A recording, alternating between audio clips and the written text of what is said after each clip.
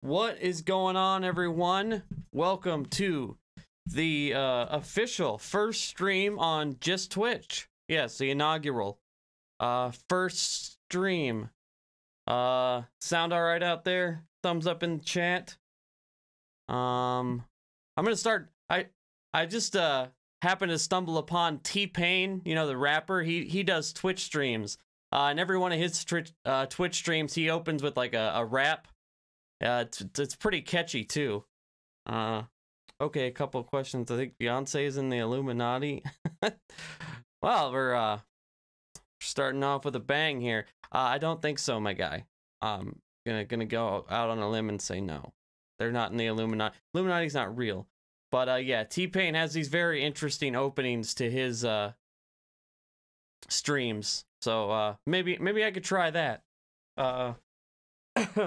Anyway, yeah, lots of shit to get to today. The COVID bill. Lauren Boebert lied on the floor of the Senate. Imagine that. Steven Crowder is very weird.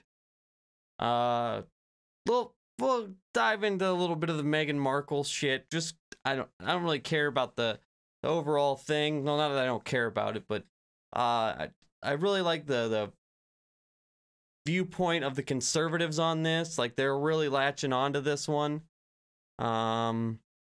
What up? Howdy. Shantax? Shananatex. Texas represented, I'm assuming. But yeah, anyway, without further ado, we'll jump into it. Yo, what up, Mick? 386.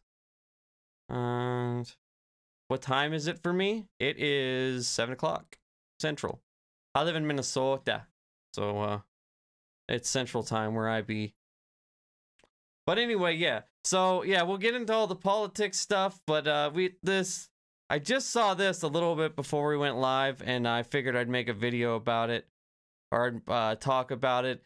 This guy, this is when anti-maskers attack here. Hold on, let me know. This poor guy, this Uber driver. So basically the story is, I guess he picks these girls up, picks them up, realizes one of them doesn't have a mask, drives to let one of them go pick up a mask. And then, I don't know, something happens. Apparently they started berating him while the girl was in the store. And when she came back, they were all attacking him and yelling at him. And then this is kind of what transpires. And then there's a little more to the story too, which it gets pretty interesting. This apparently happened in San Francisco, by the way. So even the most liberal cities have assholes, asshole anti-maskers, I should say. Fuck the mask. Fuck nigga, and I got corona. Yeah, what's up? Fuck you. What you gonna do? What you gonna do? Like, dude, who does that? What are you doing right now? Are you an adult? Like, how you like, this is like, no, I wouldn't even say, like, I think most 5-year-olds know better than this. Like, you're gonna get mad at this guy, so you're gonna reach up and grab his phone and take it from him? Like, what is wrong with you?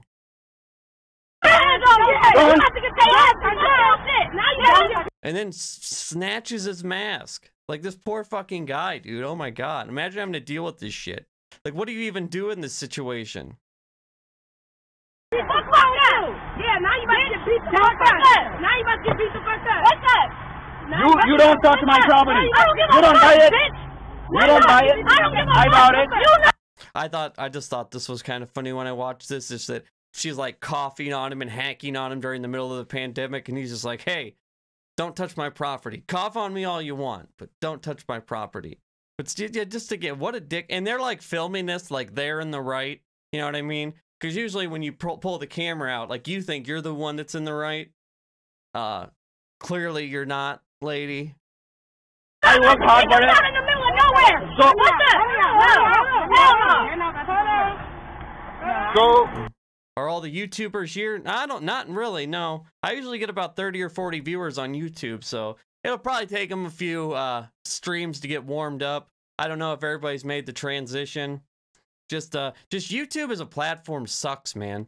It just any video, just about any video I make, if it has like just like a dash of music in it, it gets copyrighted immediately or took down. Like on my laugh stream, like I have an intro that plays when I do like the debate panels, the discussion panels. I have a 1-minute intro that plays, and it's got like this elevator like do do do do do do do do. And in my last stream, my last 3-hour stream, they copyright claimed the entire thing for that intro that was free with the software I use. So I'm not sure how it got copyright claimed.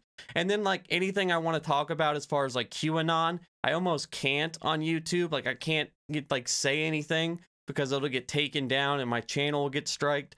So I'm still going to put up videos and stuff on there, but I'm just only going to stream on Twitch. But people will trickle over eventually. Anyway, that's my issues that I have going on with my streaming. But anyway, back to the video at hand.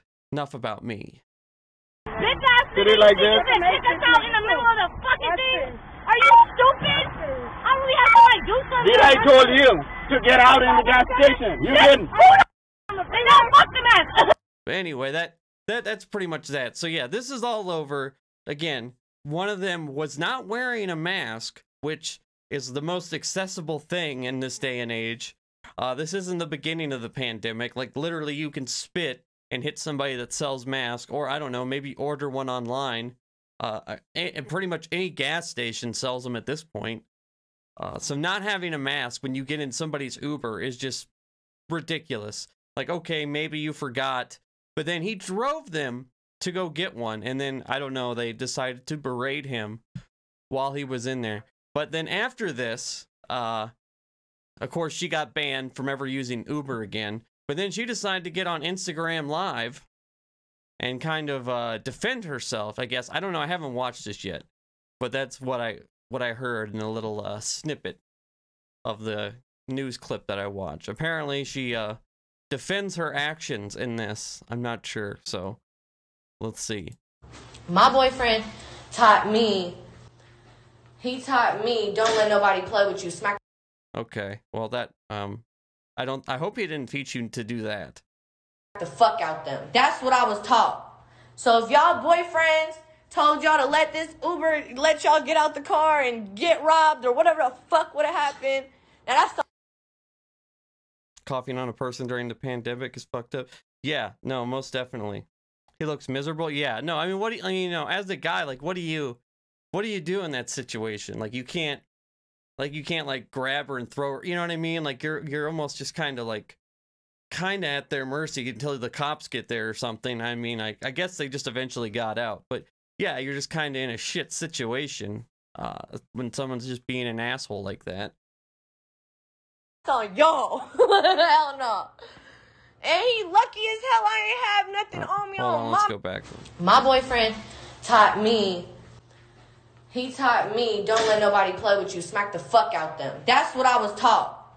So if y'all boyfriends told y'all to let this Uber let y'all get out the car and get robbed or whatever the fuck would have happened, now that's on y'all. Hell no. And he lucky as that just might be the worst excuse I've ever. My boyfriend told me to smack the Uber driver or whatever she's trying to insinuate here. hell I ain't have nothing on me on mamas, because if he would have played with me, bruh, it would have been a whole different story. For real, you not about to kick. I blame Trump for the anti-mask movement. Yeah, no, most definitely. For the most part. I mean, you would always had assholes, but Trump weaponized it and he made it partisan. So people literally just don't wear masks to own the libs. Like, that's a thing. Like, you think by not wearing a mask, you're gonna own the libs. So to a large section of the country, that's a big, huge deal. And that's, like, what they fucking live for.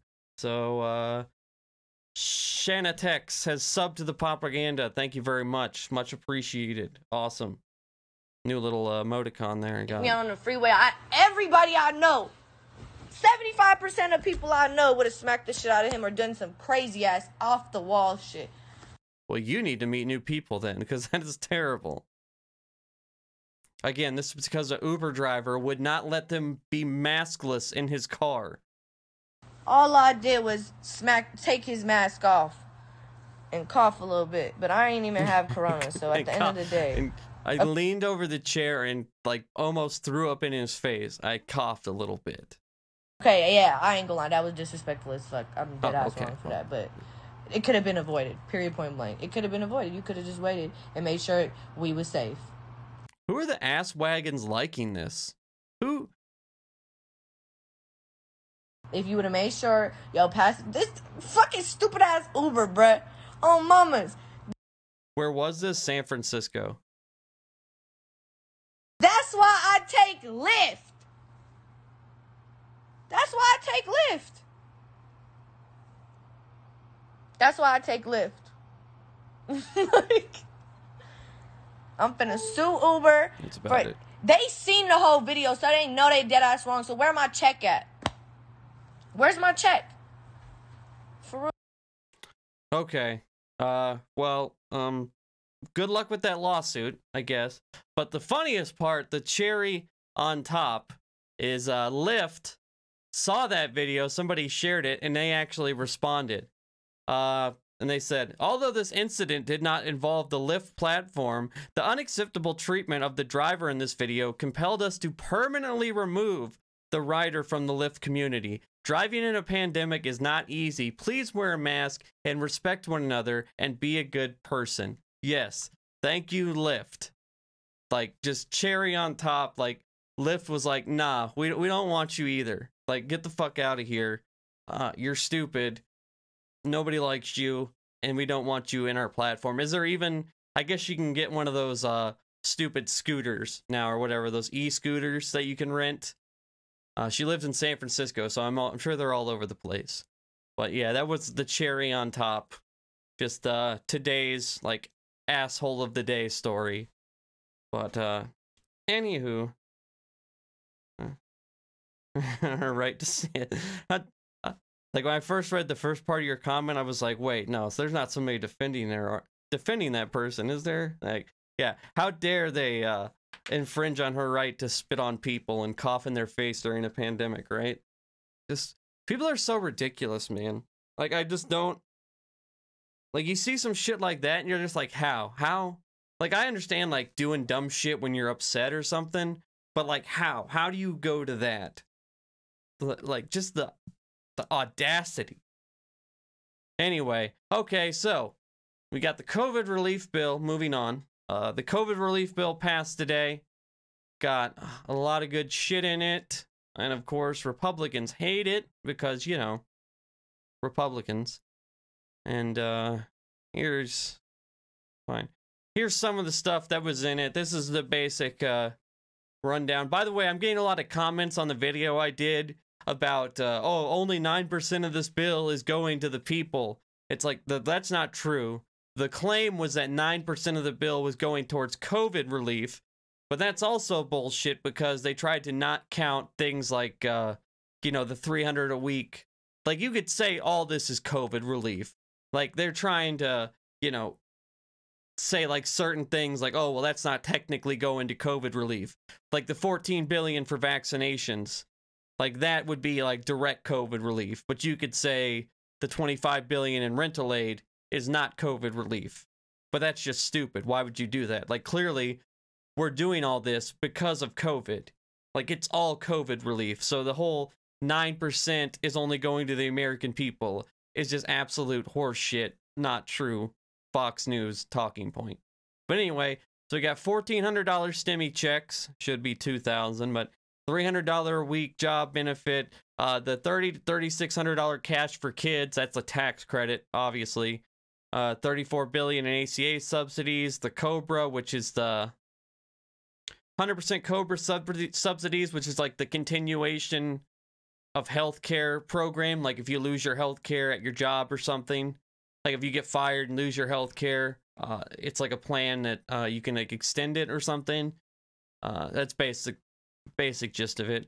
$350 billion for local and state aid, $14 billion for vaccine distributions for, like, you know, places to get the shot, you know, stuff like that. That should probably be well funded. That's a good idea. And $25 billion in rental aid. So, I mean, that's pretty much the highlights. All good stuff. But of course, not a single, I'm here from YouTube. Twitch link in bio, guys.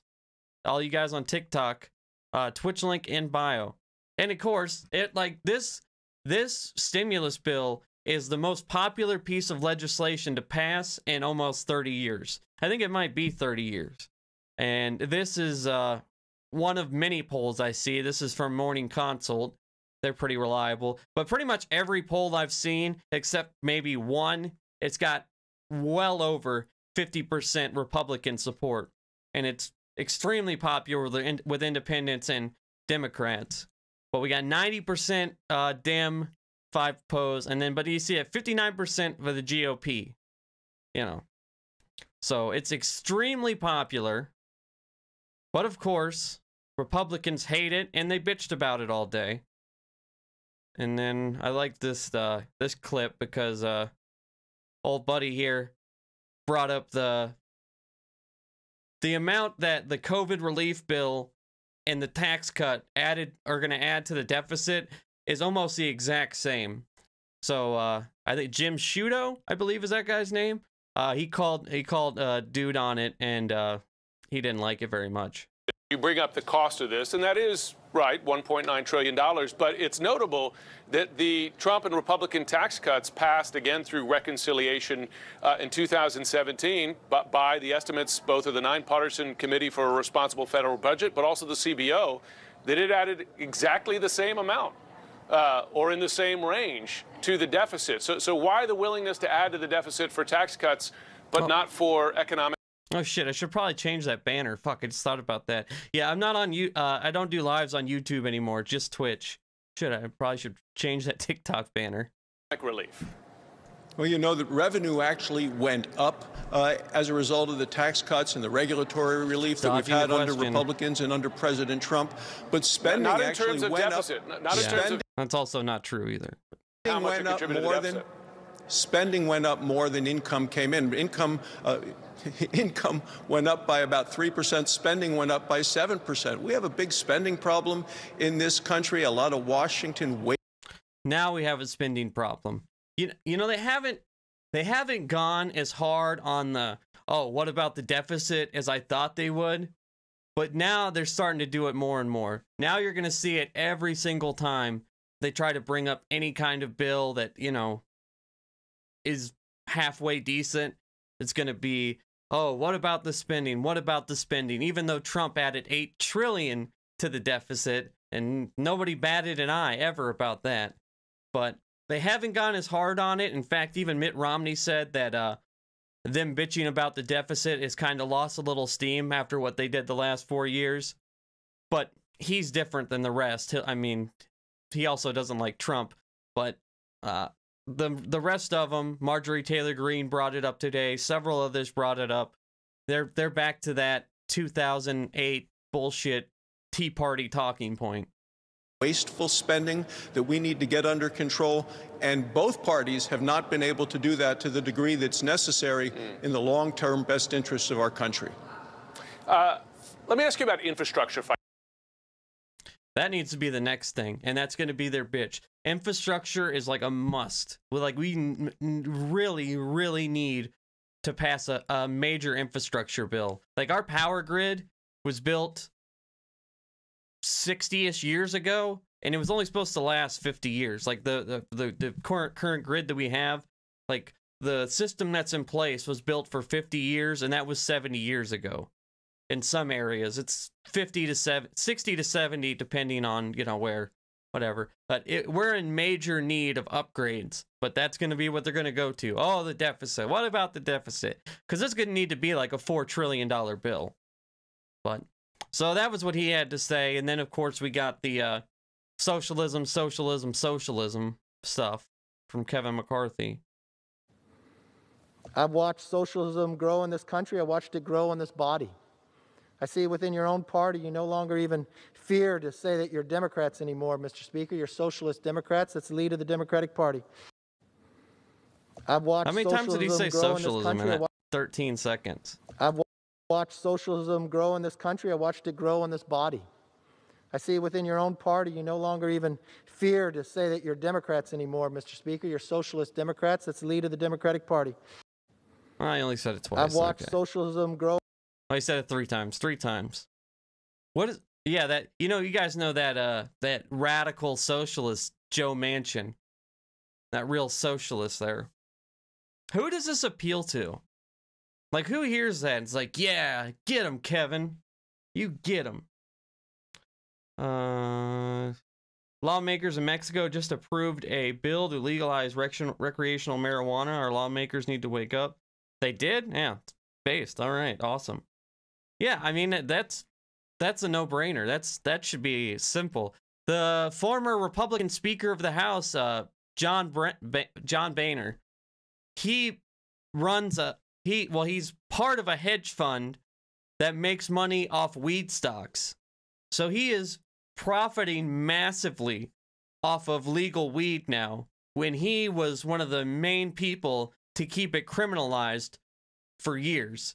So he basically won elections off locking people up for smoking weed. And now, after he gets out of politics, after he made all his rich friends, he makes hundreds of millions of dollars off of, you know, legal weed.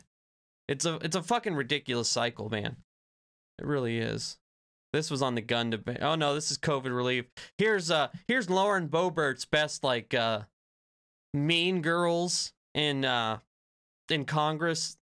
I don't know what this is. This legislation uses COVID like cheap drugstore concealer, masking the nasty truth about Democrat spending.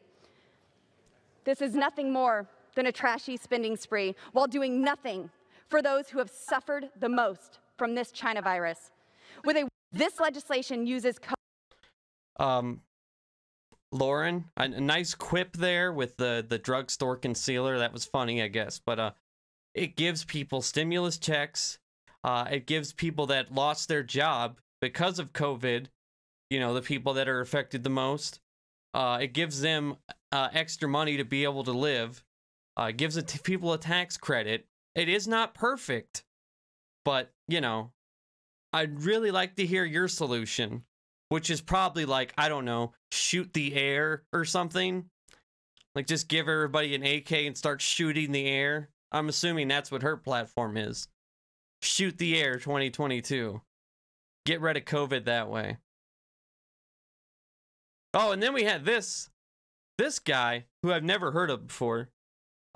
Said some just real vile shit. It just, I don't know. Somehow, like, he almost had a good point, and then he just completely blew it because, you know, racism. Like, listen to this shit.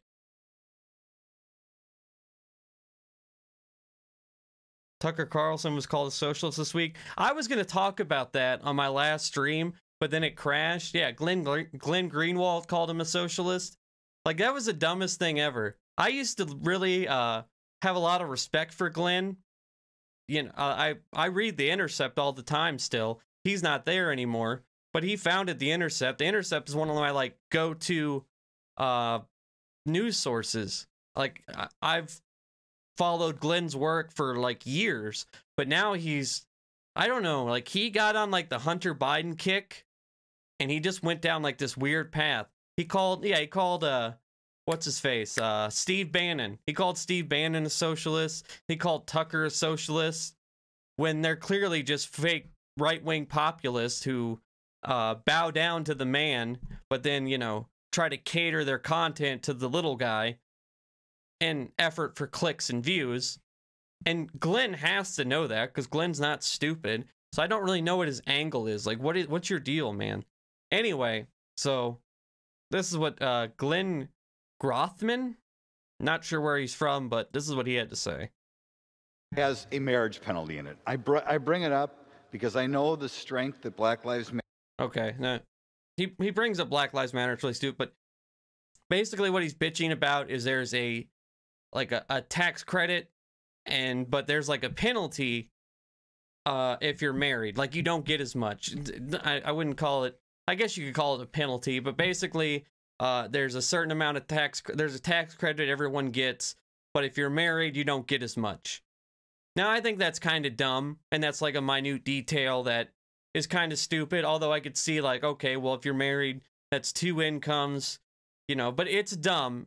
And I think you know, whether it's one person or if you're married, like that's two people, like those two people should get the same amount as that one person. Like that's a debatable thing. But then he just takes it in like a weird ass direction. Matter had in this last election. I know it's a group that it doesn't like the old-fashioned family. Disturbed that we have program here in which we're increasing the marriage penalty. So his argument is that Black Lives Matter and the radical left doesn't want to get doesn't want people to get married because, you know, they hate the old-fashioned family. It's not that their goal is to normalize different family dynamics, because most people at this point, it's just as normal to grow up in a non-old-fashioned, the nuclear family, whatever you call it. You know, it's just as normal to grow up without without that than it is to grow up with it. So it's not that Black Lives Matter is trying to normalize it, bro. That's not what it is. Yeah, they just want to destroy the old-fashioned family. And Joe Biden's a Trojan horse for him. So he put that tax credit in there, or he took away that tax credit to stop people from getting married, because that's why people stop from getting married. Like, baby, I love you, but, you know, the tax credit. We can't get married. Like, what a ridiculous thing for an adult to say. Like, how... It's like they take, like, what could be a good... Like, you could, like, debate why... Okay, why not, you know, why shouldn't married people get the same amount as a single person? That's debatable. But to turn it into, it's Black Lives Matter fault because they want to destroy the family dynamic. It's like, what? Why? How do you even get there? Like, it's just hard for me to understand how you jump to that. But anyway, so this lady clapped back and went after him for it because, you know, it was fucking ridiculous what he said. Mr. Speaker, and I hope my colleague from Wisconsin will not leave at this time. Tweets by press release. Yeah, I've never even heard of that guy before, but he sure made an entrance onto the scene, I guess. As he's talked about Black Lives Matter, how dare you say that Black Lives Matter, Black people do not understand old-fashioned families. Despite some of the issues, some of the things that you have put forward that I've heard out of your mouth in the Oversight Committee, in your own district, we have been able to keep our families alive for over 400 years, and the assault on our families to not have Black lives or not even have Black families. How dare you say that we are not interested in families in the Black community? That is outrageous. That should be stricken down. I was going to talk about the American Rescue Plan. We know that this is going to provide relief to not only Black lives, Black Americans, but all Americans, that we are interested in children and in their welfare. And at this time, I yield back. And she got a standing ovation for that one. But yeah, I mean, it's just... My colleague from... Again, I just don't know. And you know that kind of stuff's just on purpose. Like, anytime they can find a reason to trash Black Lives Matter or say the word socialism, they find a way. And just the mental gymnastics you have to go, or just like the weird way of thinking. And this guy had a kind of a funny moment. This is a absolute ram job by the Democrats. This is a absolute ram job by the Democrats. Not sure what a ram job is, but you know, maybe he had other thoughts on his mind. Free Trump's vaccine statement. I'm gonna have to look that up. Donnie personally created the vaccine and saved the world. QAnon next week when Donnie doesn't become president again. Yeah. There was somebody I seen. I looked through one of the Telegram chats, and they were like, "Oh, Q may never come back, and that's okay because we have to fight on it's time to take off the training wheels, boys. Like, it was real, like, sappy. I'm leaving out a few parts of it, but I never had a ram job. Yeah. So, but meanwhile, and this kind of goes into what Fox and the right wing has been covering and why. I mean, this is a huge bill. It's the most popular piece of legislation in 30 years. It's going to really help the economy. There was one thing that said it's going to save like 5 million jobs. Like, this is the biggest piece of news going right now, that this bill passed. Like, this is a huge package, Biden's first big bill. Fox today spent 20 seconds on it, and this is what they had to say. As promised, we've been monitoring the situation on the House floor with a vote happening just moments ago. And the results are in. The final vote on Biden's COVID aid bill. We're getting word it has passed. We'll have the latest when we return. All right. $1.9 trillion going out the back door. Coming up next, the CDC accused of... As promised, we've been monitoring. And that was it. They spent the rest of the day on cancel culture bullshit. They also had a debate on guns, and we'll get to that. We'll get to Lauren Boebert line. But that made me want to bring up an interesting story that I read today. So, Fox is just, the right wing just does not cover Biden's stimulus or really anything. And then this came out today. Republicans heard more about removing Dr. Seuss books than Biden's stimulus. Is that where the... Okay, here it goes. Pull that up a little bit. According to a poll, almost half of GOP voters said they've heard a lot about Dr. Seuss issues, more than any other news event that was featured in the study. By contrast, 44% had heard a lot about the massive stimulus bill that Biden has made his top priority since taking office. The legislation will give most Americans $1,400 stimulus checks, a stint to higher unemployment, blah, blah, blah. We know what's in it. The poll found that 25% of GOP voters surveyed were aware of Biden's declaration that every U.S. Adult who wants one will have a vaccine by the end of May. Meanwhile, 35% were aware of Biden calling the rollback of the COVID measures in Texas and Mississippi Neanderthal thinking. Additionally, just 15% of GOP voters polled were aware of the news that former President Donald Trump and former First Lady Melania Trump had secretly been vaccinated before Trump left office in January.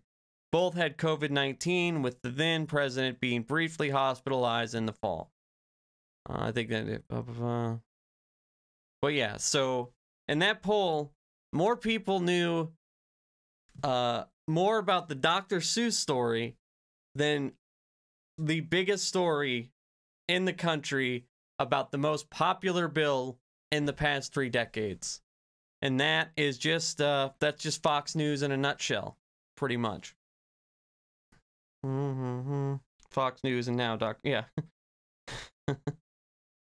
Well, you know what's crazy about it is cancel culture is so not a thing that these companies now, all they have to do is do something like kind of mildly controversial.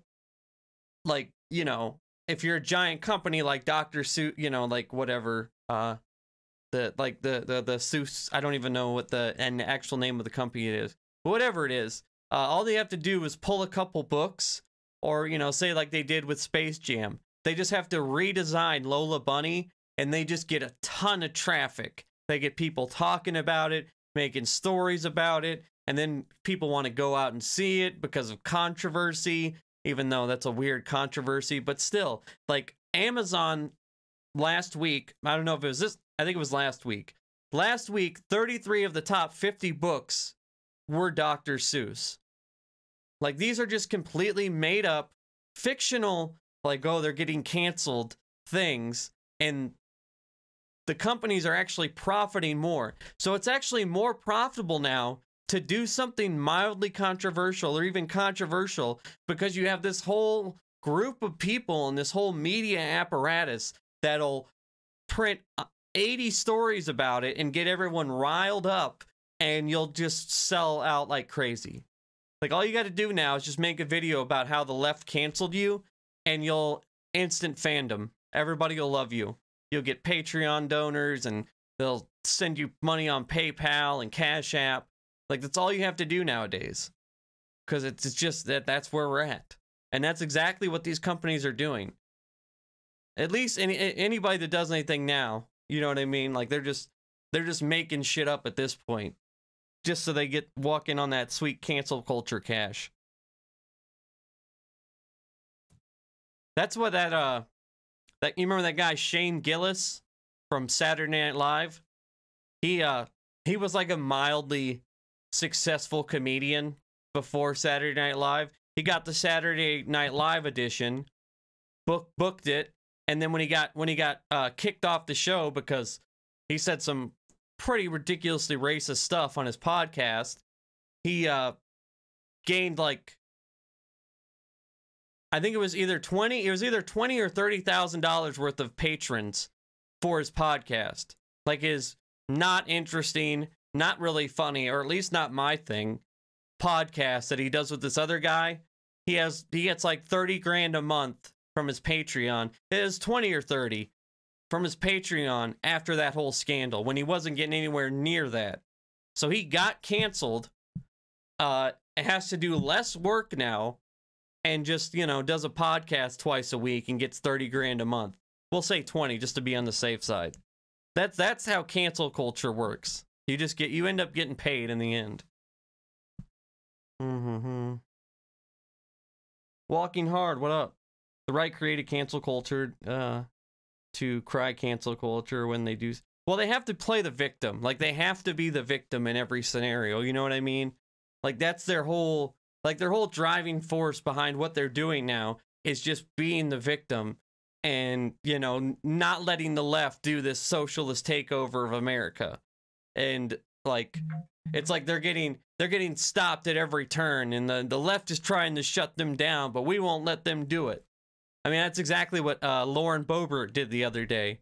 Like, they don't even hide it anymore. Like, Lauren Boebert for prison was trending #1.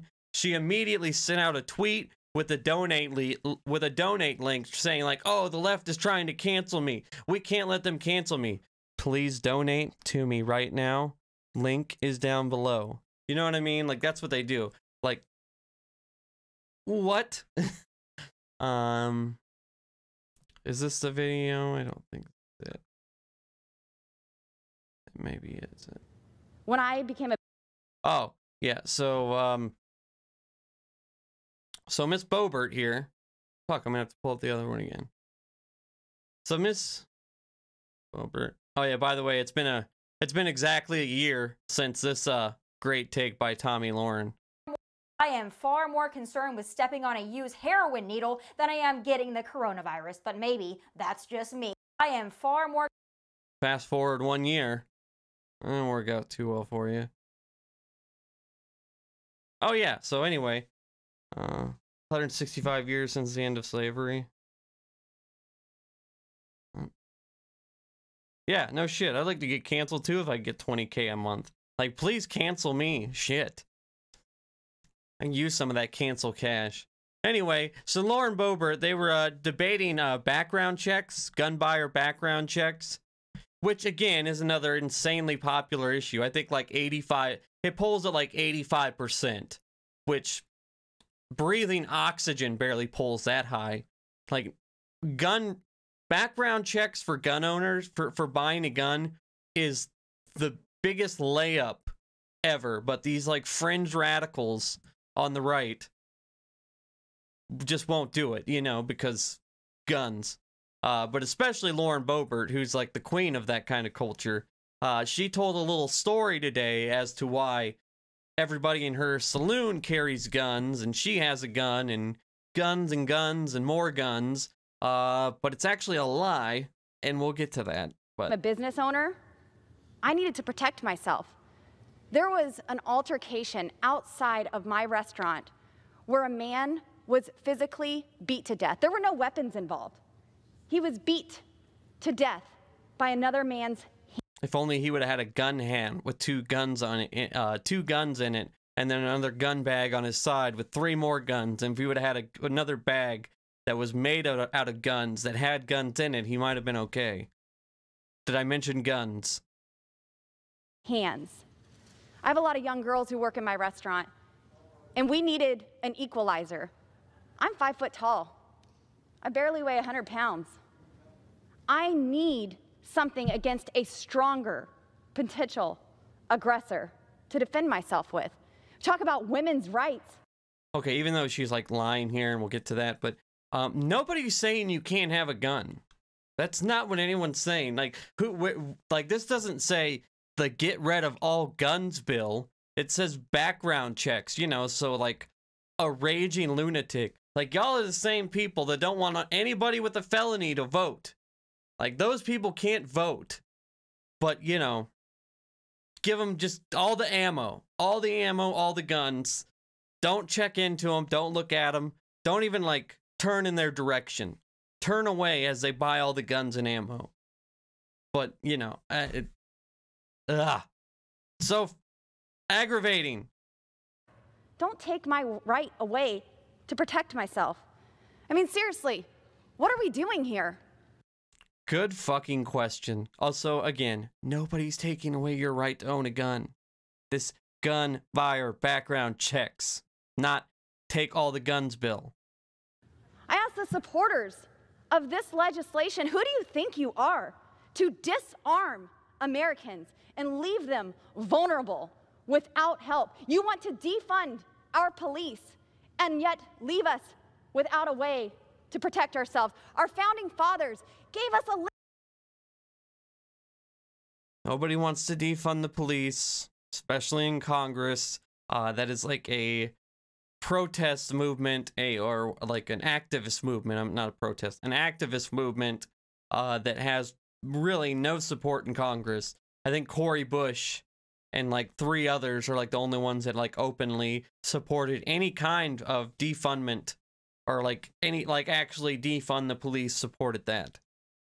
A lot of people support reform, which is very much needed, but, you know, again, it's just such, it's so sad that, like, this is all just performative garbage that they know it's just going to get on TV, and, like, this is all, like, for fundraising.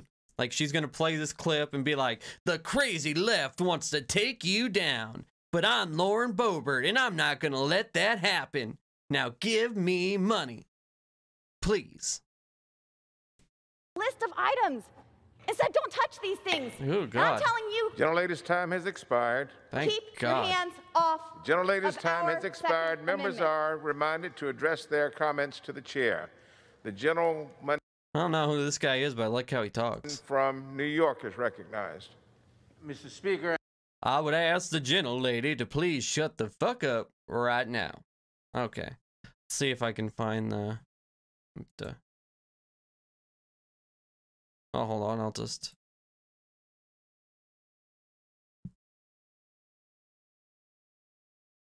Bam. Switch this back. Okay. So, this is a little breakdown of Miss Lauren Boebert. Now, that story, funny enough, that story that she told about the guy getting killed or beat up behind her restaurant or on the side of a restaurant or whatever, that's a big story in her little rise to fame. Like, she pitches that all the time. She talked about it about 100 times on the campaign trail. Because, you know, it's like her way of being pro-gun. Like the whole little story about, I'm only 5 foot tall, I need a way to punch back. All that stuff.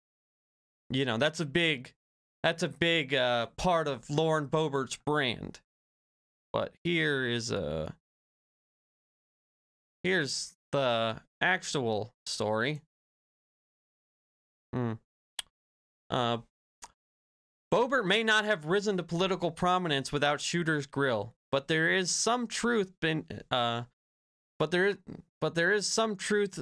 in how Shooters became an armed food emporium In a story Boebert has made an inaugural part of her personal lore in speeches and interviews, she often repeated that she decided to arm herself after her waitresses and her waitresses because she feared for everyone's safety after a man was murdered in an alley behind her new restaurant.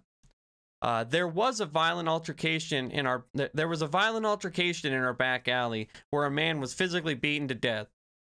Same story that we just kind of listened to her talk about.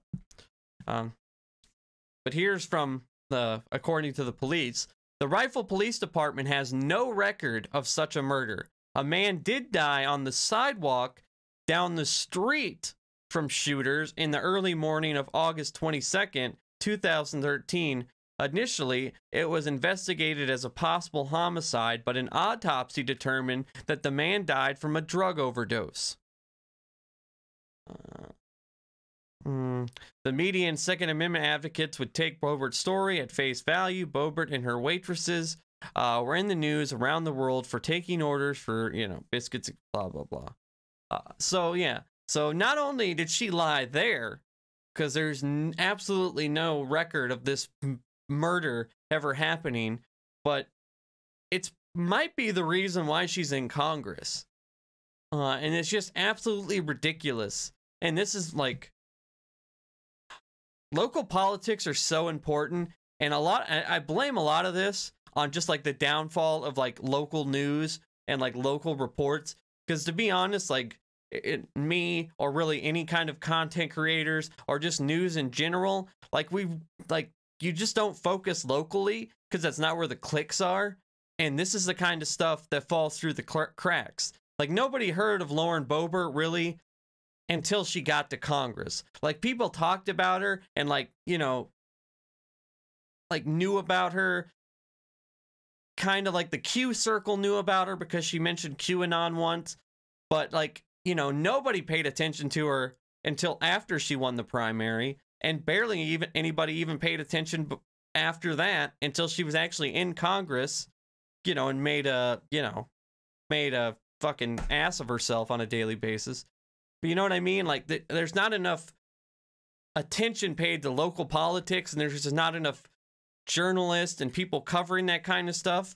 And like this outright lie that really helped her gain steam and popularity just went unchecked forever. And that story was a few months old, but obviously the damage is already done at that point.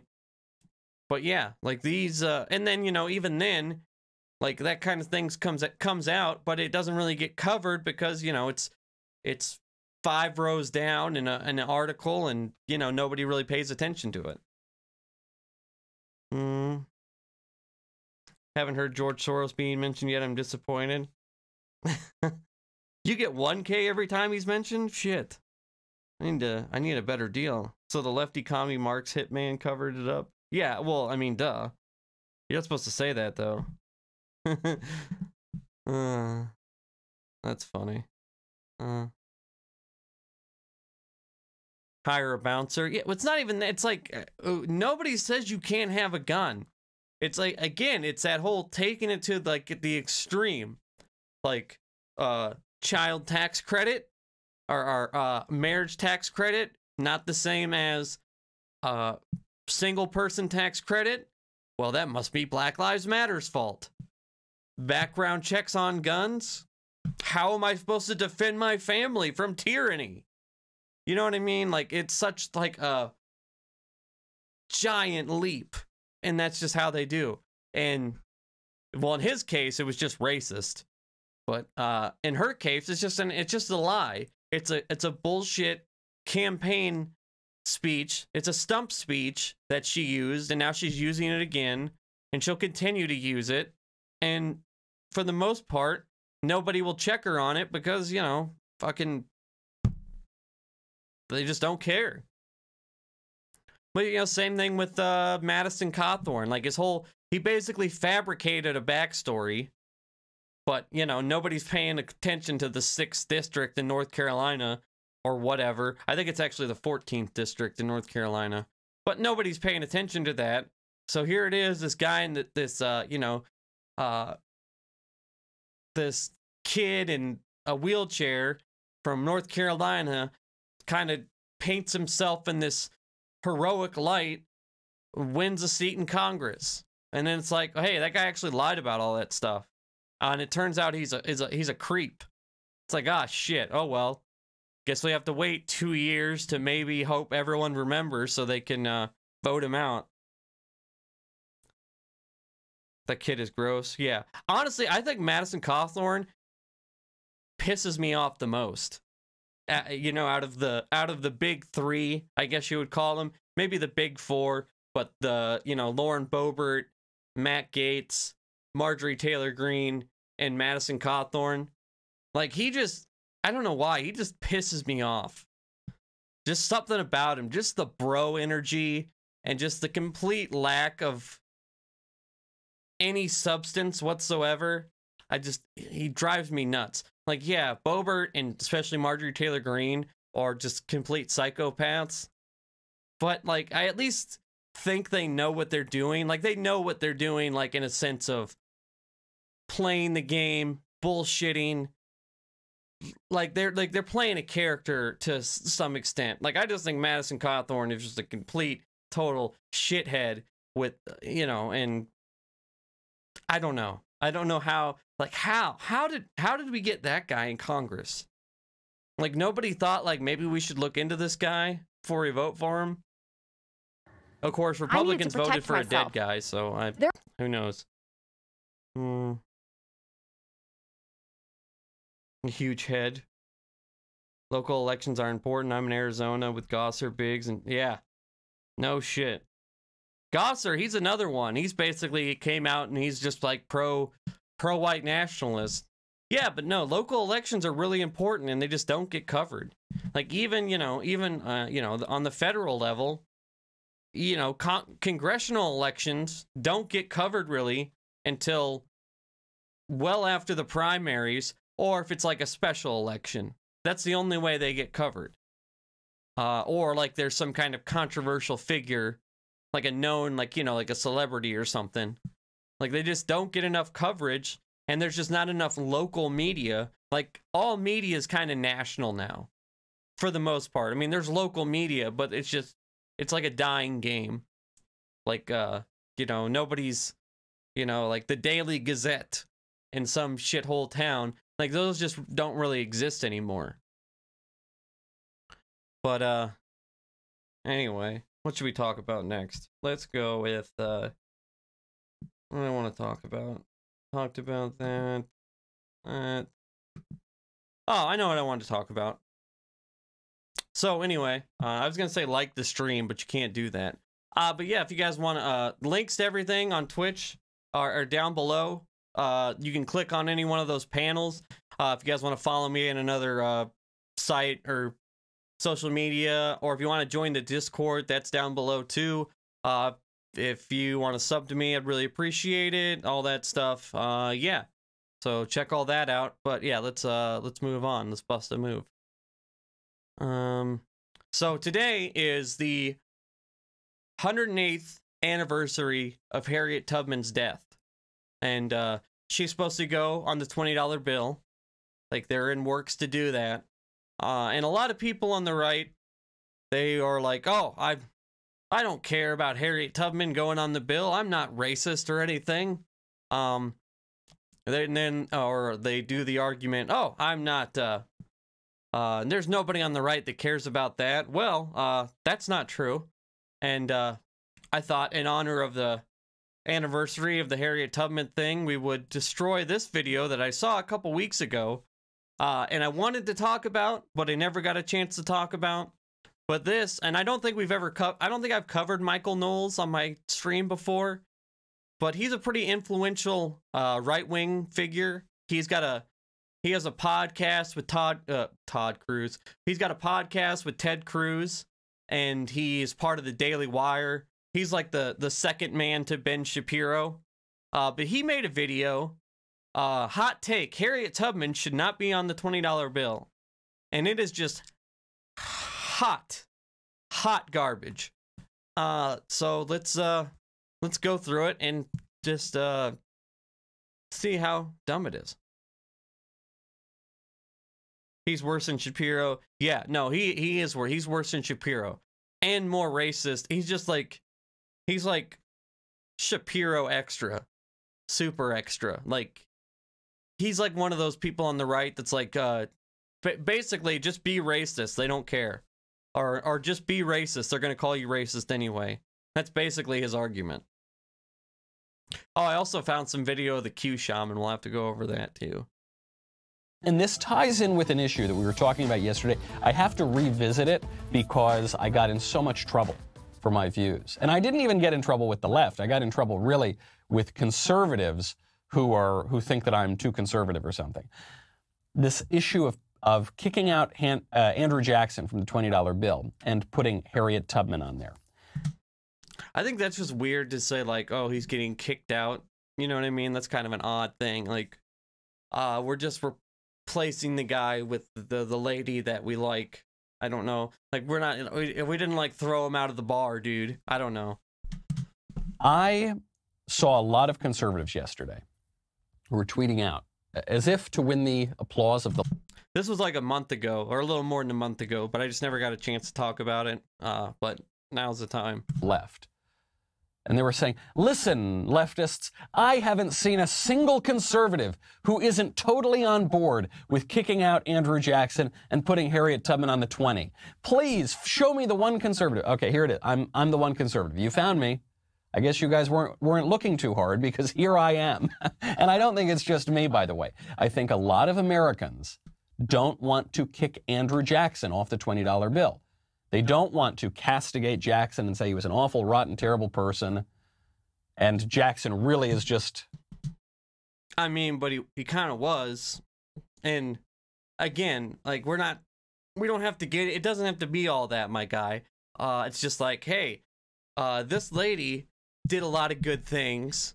And this guy over here, well, he's been on the money for a long time, and he did a lot of bad things.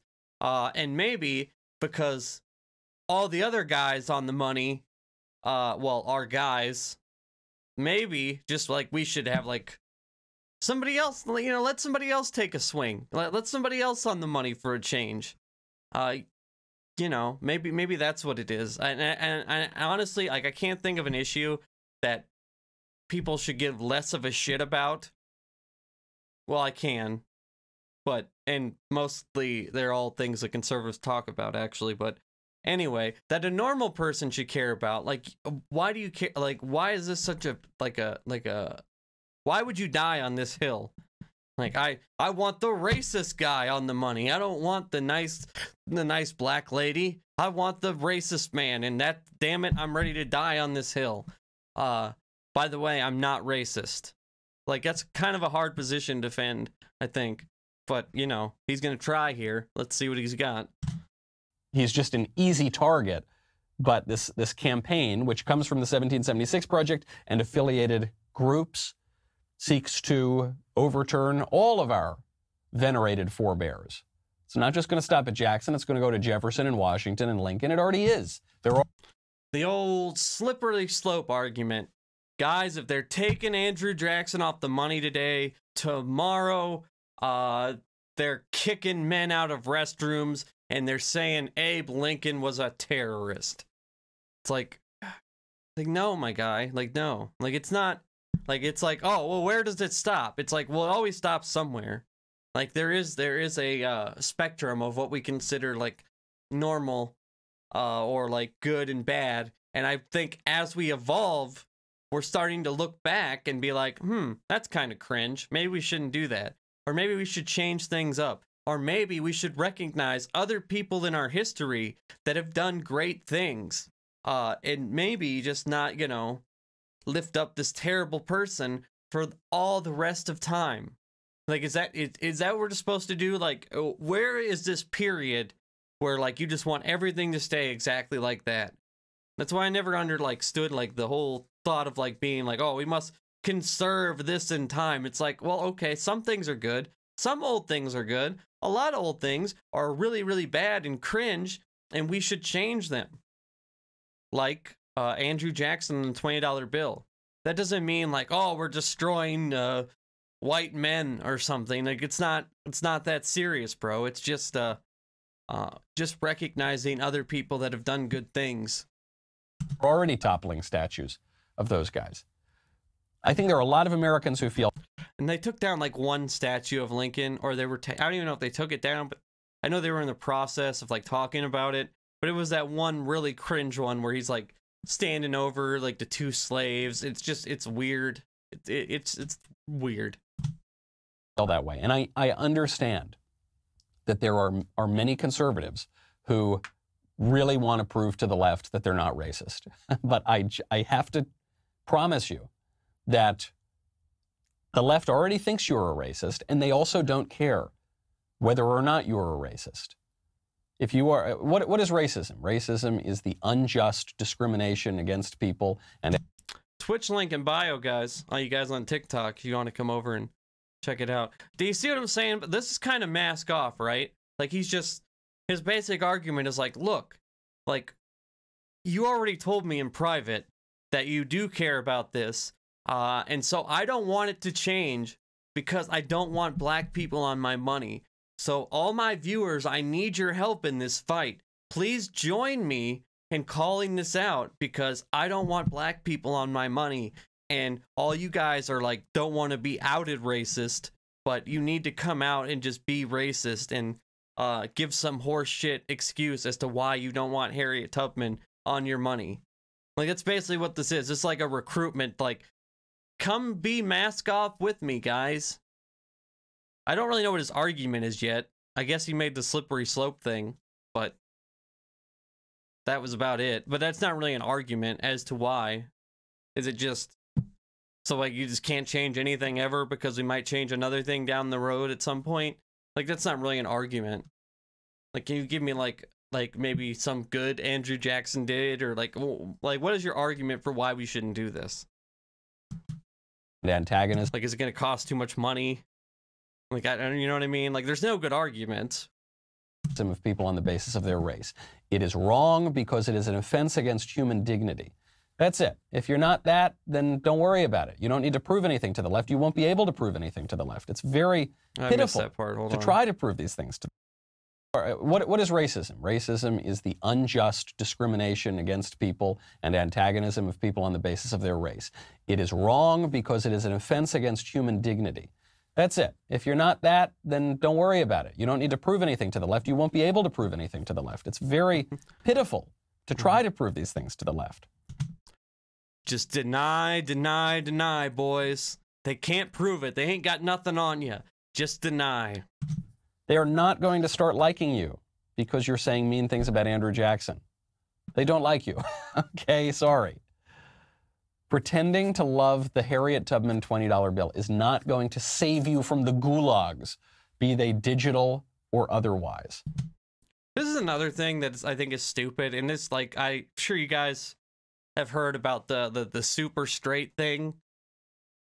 And it's not that, like, if you feel the need to come out and, like, like,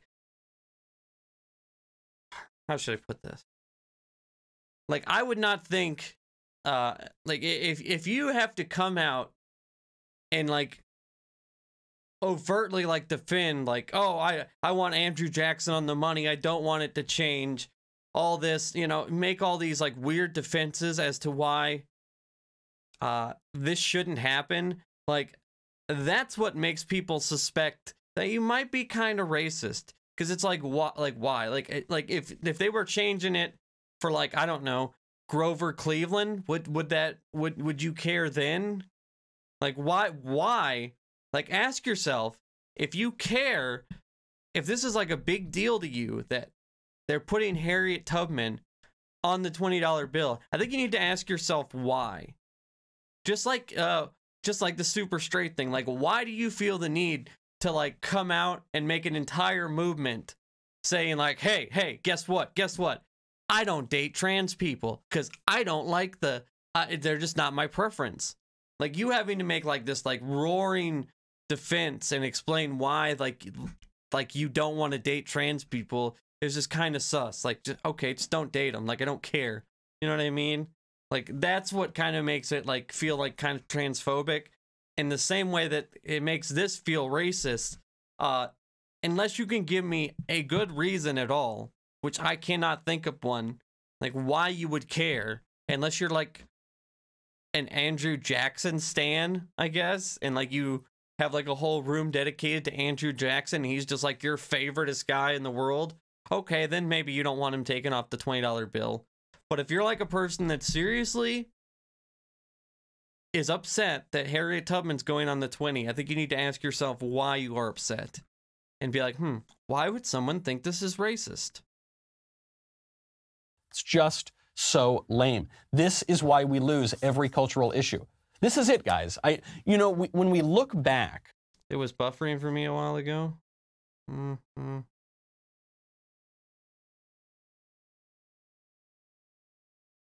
Yeah, there's two Doges. There was a YouTube Doge and there was a Twitch Doge. I thought somebody said it easily triggered by Tubman. Yeah, like what? I thought I saw some. I read the comment wrong at first. Okay, never mind. We'll get back to what we're doing here. On all the crazy politically correct cultural changes that have happened, we say, why didn't conservatives stand up? I mean, let's use the gendered bathrooms for a second. Hold on, I missed what the fuck is why we lose every cultural issue. This is it to try to prove these things to the left. They are not going to start liking you because you're saying mean things about Andrew Jackson. They don't like you. Okay, sorry. Pretending to love the Harriet Tubman $20 bill is not going to save you from the gulags, be they digital or otherwise. It's just so lame. This is why... No gulags, but, hey, whatever. Why we lose every cultural issue. This is it, guys. When we look back... First of all, I call bullshit on you losing every cultural issue, but maybe you're just, if the overwhelming majority of the population doesn't agree with you, maybe, and hear me out here, it's because you're wrong. Like maybe, I don't know. Just saying.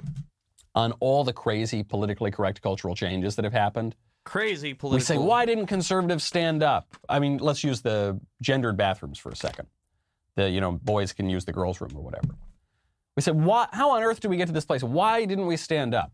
Well, the reason that we got to this place is because every time the issue was actually hot, every time it was actually happening, conservatives who wanted to go along to get along said, oh, who cares? It's not a big deal.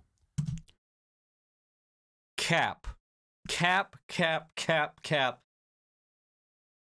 Kaepernick. That is... What? When did that happen? Do you guys remember when conservatives just said, oh, well, I'm going to go along to get along? First of all, that's never happened on any issue. I'm going to go along to get along with the trans bathroom thing. They still bring that up. What is he talking about? That's an issue constantly, all the time. Every single conservative, every election cycle is giving stump speeches and making ads about conservative bathroom, about bathroom bills, and I don't want men going in the stall with my daughter. Or they'll make some reference to like how they'd shoot them or something. That's what they always do. Like, down here in Texas, if some 40-year-old man tried to go in the bathroom with my daughter, I'd pull out my .45 and show him what Texas is all about. They do something stupid like that. Like that ad just plays like constantly during election cycles. So I don't know what he's talking about there. And again, like, what is your reasoning? Is it just the slippery slope thing? Like, you think conservatives are just bending and like the world is turning into some leftist hellscape, and by not putting a black lady on the $20 bill will somehow save us? You know what I mean? Like, what is and then say I don't understand when exactly, and I don't remember a movement of conservatives ever being like, guys, come on, we need to let this one go. I mean, it's not that big of a deal. Who cares? Like, this guy, like, the right is not angry enough for him even. Like, is angry and chaotic and like disruptive as the right. I mean, the right, as the right is on all these issues. Apparently, Michael Knowles is like, fuck that, guys. We got to go harder. harder in the paint, okay? That's what we need. Overtime. Now. They did. They did it even with the bathrooms. There were many conservatives who said, "Oh, it does. Who cares? It affects very few people. It's fine. If some boys are confused and think they're girls, it's fine. Let's not. I don't want people to." What? That's kind of dumbing down the situation, isn't it? A little bit there, my guy. And that, aren't you just kind of like poo-pooing the situation a little bit? Just some boys are confused. Think I'm a bigot or a this phobe or a that phobe. So let's just not touch this or that phobe. We're going to redefine marriage. Well, I don't want people to think I'm a bigot of some sort. Let's not touch it. We're going to redefine whole norms in society. Let's not touch it. We're going to institute new legal racial discrimination. I don't know what kind of trauma these white men have had in bathrooms, but it must be a doozy. It's hard, man. I tell you, like going in the bathrooms, like, you know, I've had some life-changing experiences in those bathrooms when a trans person walks in and does karate on me, or whatever apparently they think they do. I don't know. In the form of affirmative action. Well, I don't want to. Who cares? It's not a big deal. What does Harriet Tubman on the $20 bill have to do with affirmative action? Like, I guess his argument is just like, hey, I don't like this, so let me bring up other stuff I don't like. Like, affirmative action is like, I don't even know how it compares to, I don't even know how do you get there? Again, the leaps in logic. That's like the theme of this stream. Conservative leaps in logic. Yeah, it only affects a few slots at a university. It only affects a few jobs. Please, let's go along to get along. This is the same thing, guys. Do not. It's not the same thing. There's nothing to do with jobs. It actually affects no one. It doesn't affect anyone. I guess maybe like Andrew Jackson's distant relatives might be salty, but this doesn't affect a job. Like there's no, like I don't know what the negative is, which is probably why he's not making an argument against it. Like he's just bringing up other things that conservatives don't like to be like, guys, like to try to drum up like support for it. Like, guys, you need to get behind me on this. We're not being racist enough. Like, we need to be more racist because the left hates us anyway. Just go mask off, dude. Fuck them. Do not tell me. Who cares? When we say that these cultural issues don't matter, like the Harriet Tubman $20 bill doesn't matter. Which is something they never say, but okay. We give away the whole game. When we say, oh, forget about that, let's just talk about the economy. The cultural issues, not only do they not matter, the cultural issues pretty much are the only thing that matters. What profiteth a... And that, my friends, is the entire conservative media strategy in a nutshell. The economy doesn't matter. Healthcare doesn't matter. Policy does not matter.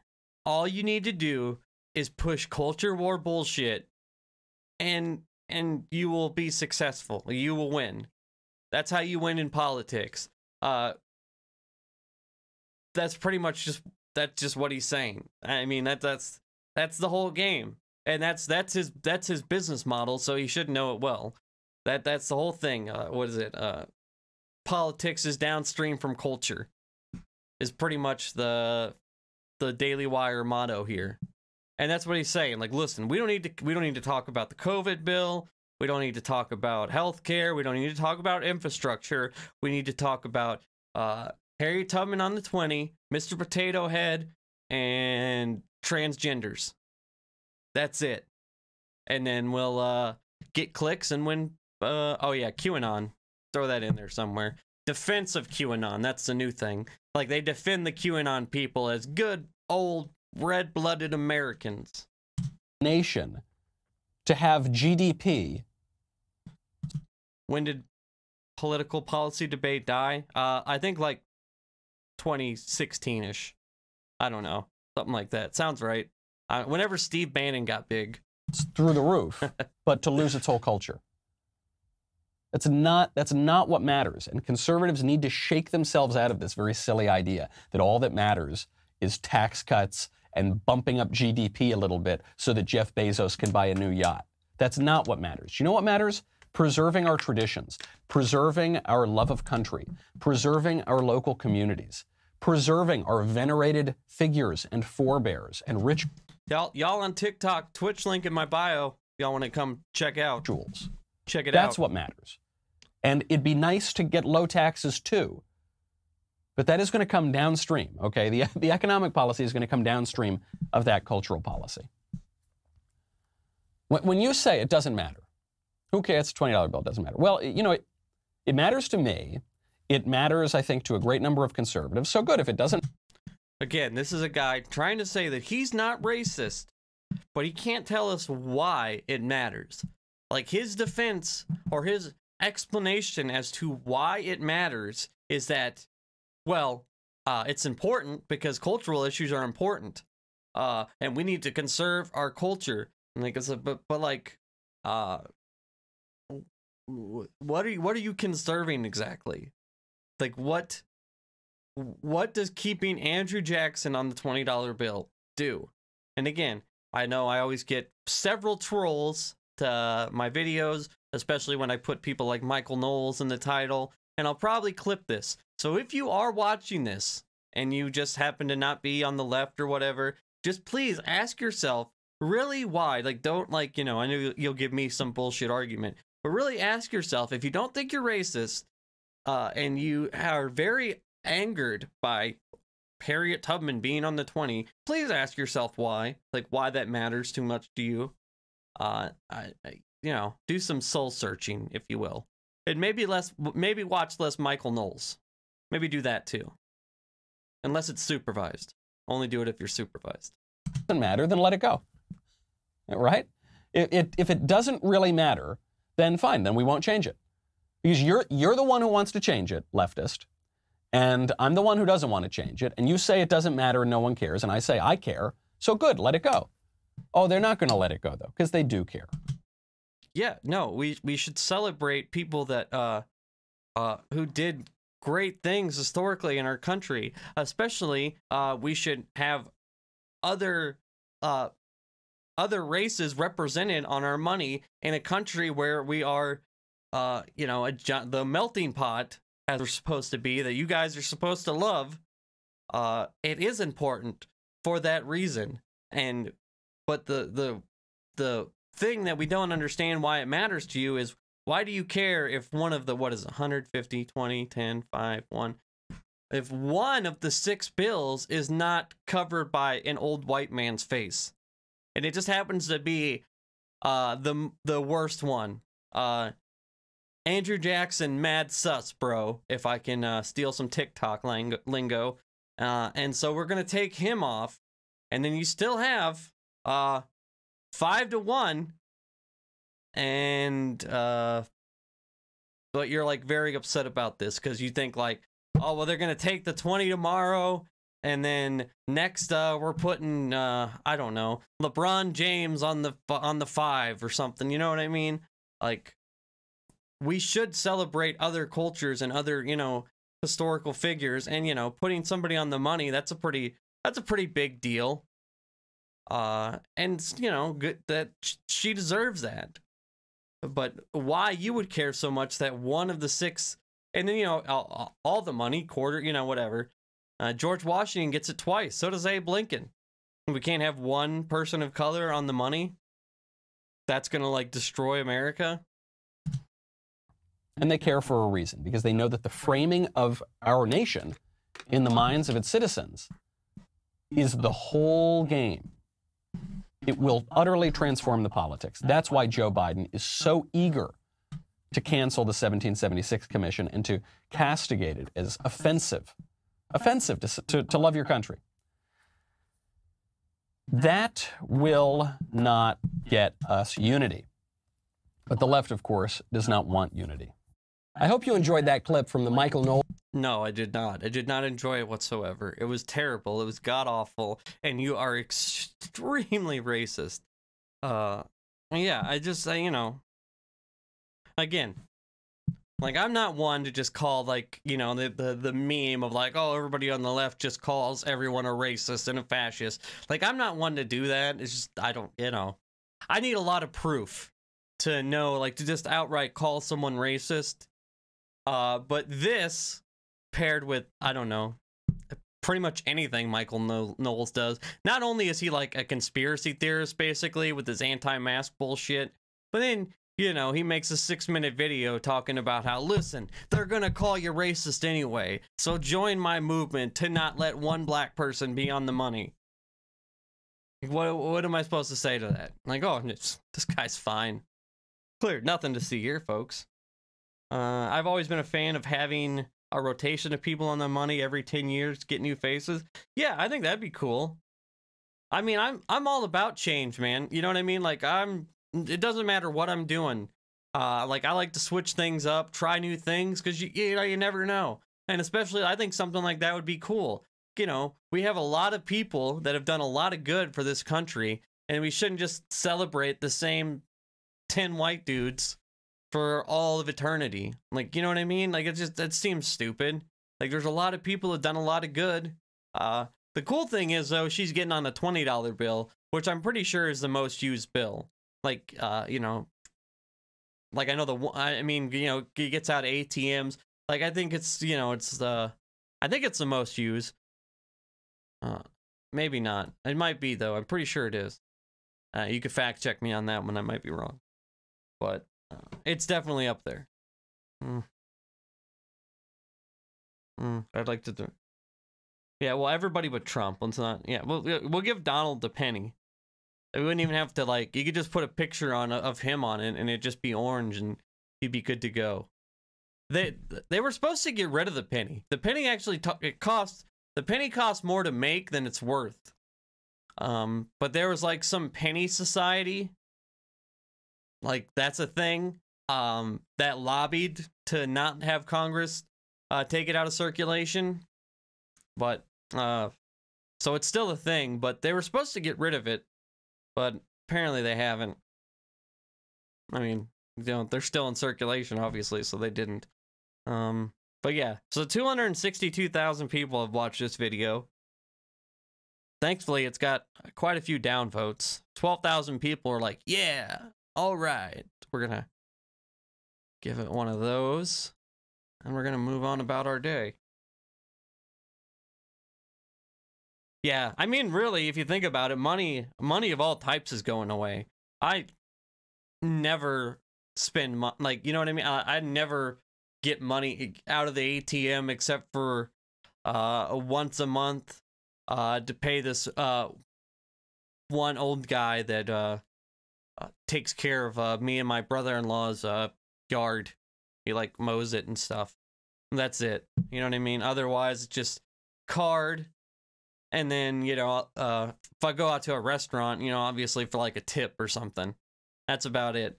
But I mean, money is almost and even then, like, you know, you can you know, sign with the card. Like, you don't need like cash money, coins for anything anymore, really. Hell, half the time I just use my phone because I got the Samsung Pay thing. Like, I just use that. That's if you're like in a city or stuff, like where I live in this little small town, you know, they don't have Samsung Pay. That's too fancy, but it's gonna be all Bitcoin, man. It's going to the moon. Bitcoin, Ethereum, NFTs, Gary V. Take Trump out of circulation. I second that. I have cash just because I'm a bartender. Yeah, yeah. For a few months, I never use cash. Would rather use it. Yeah. Yeah, exactly. I'm a big fan of credit card points. I try to get as many as possible. Like, I'm always trying to game the system with the credit card points. Yeah, which is something you just don't, okay, I'm tired of looking at Michael Knowles' face. What do I want to talk about next? Oh, should we do, let's do a little... We'll talk about Crowder, but we'll do a little, Q shaman for a palate cleanser. Just to, laugh at the crazy. But these are some videos of the Q shaman that Julian Field posted. But I hadn't seen him. He posted them like a month ago, but I hadn't seen him. But it's him in Arizona going through like the mall and just like yelling on a street corner about how like the state symbol is like a triangle. So, you know, of course they're pedophiles. Oh, is this the whole thread? But this is the whole thread.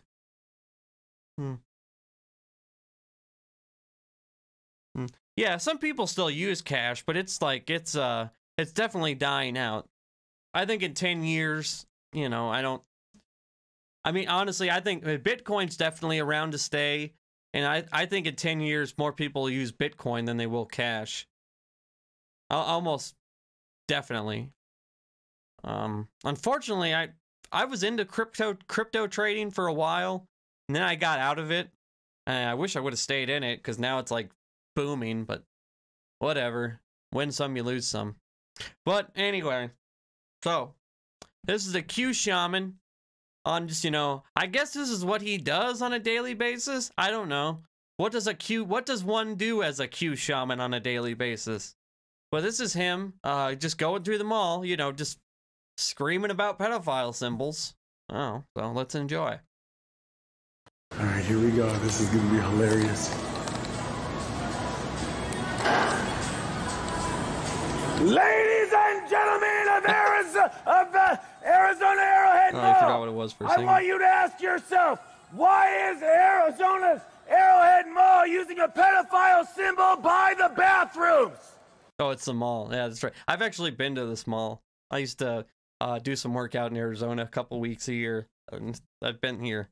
Unfortunately, I was not there on the day that the Q shaman decided to grace with his presence. That is right. That triangle, that spiral triangle by the bathrooms is a FBI-known pedophile code for boy love. I think this goes without saying, but fact check false. Anytime you see the symbols thing, if any of you guys have seen my Fall of the Cabal videos, you already know this, but they always put the symbols thing next to the code words, and yeah, it's just not true. Yeah. You can look this up on your phone. It's a possibly suspected symbol, and it's from like one report 20 years ago. Right now, FBI pedophile code. Go to the images and you will see a spiral triangle. He's giving like a just walkthrough like of how to use you saw Google. Outside of this mall, just like you see right by the restrooms. Don't y'all want to know why Arizona is allowing this? Why? Could you imagine being at the mall and this started happening? Oh my God. God, why can't I ever be around for some cool shit like this? And of course, like, nobody knows what's going on. But then imagine if you were like a QAnon person and you were like super pilled and this started happening. You would like think it's like a sign or something. It is.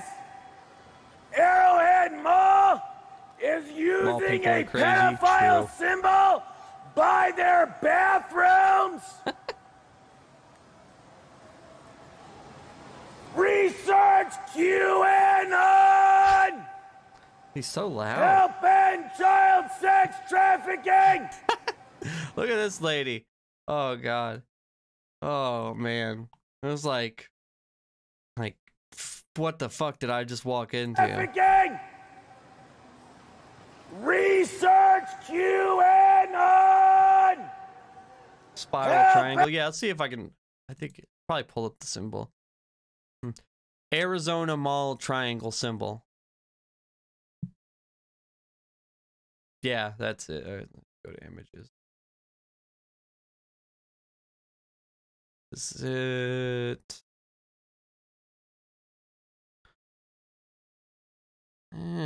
I think that's it. Yeah. This is it right here. Yeah, Arizona Town Center. I think it's a little different than that. There might be. No, that's it. Yeah. See, it's like this though. It's got like that kind of Western theme. Yeah, this is it. This is it right here. Yeah, it's got the sun. You know what I mean? It's like a sun. That's what it's supposed to be like. You know, or the mall's just run by pedophile lizard people or something. It's one of the two. And child sex trafficking! Thank you for your service, sir. Appreciate that. God bless you. Research QAnon!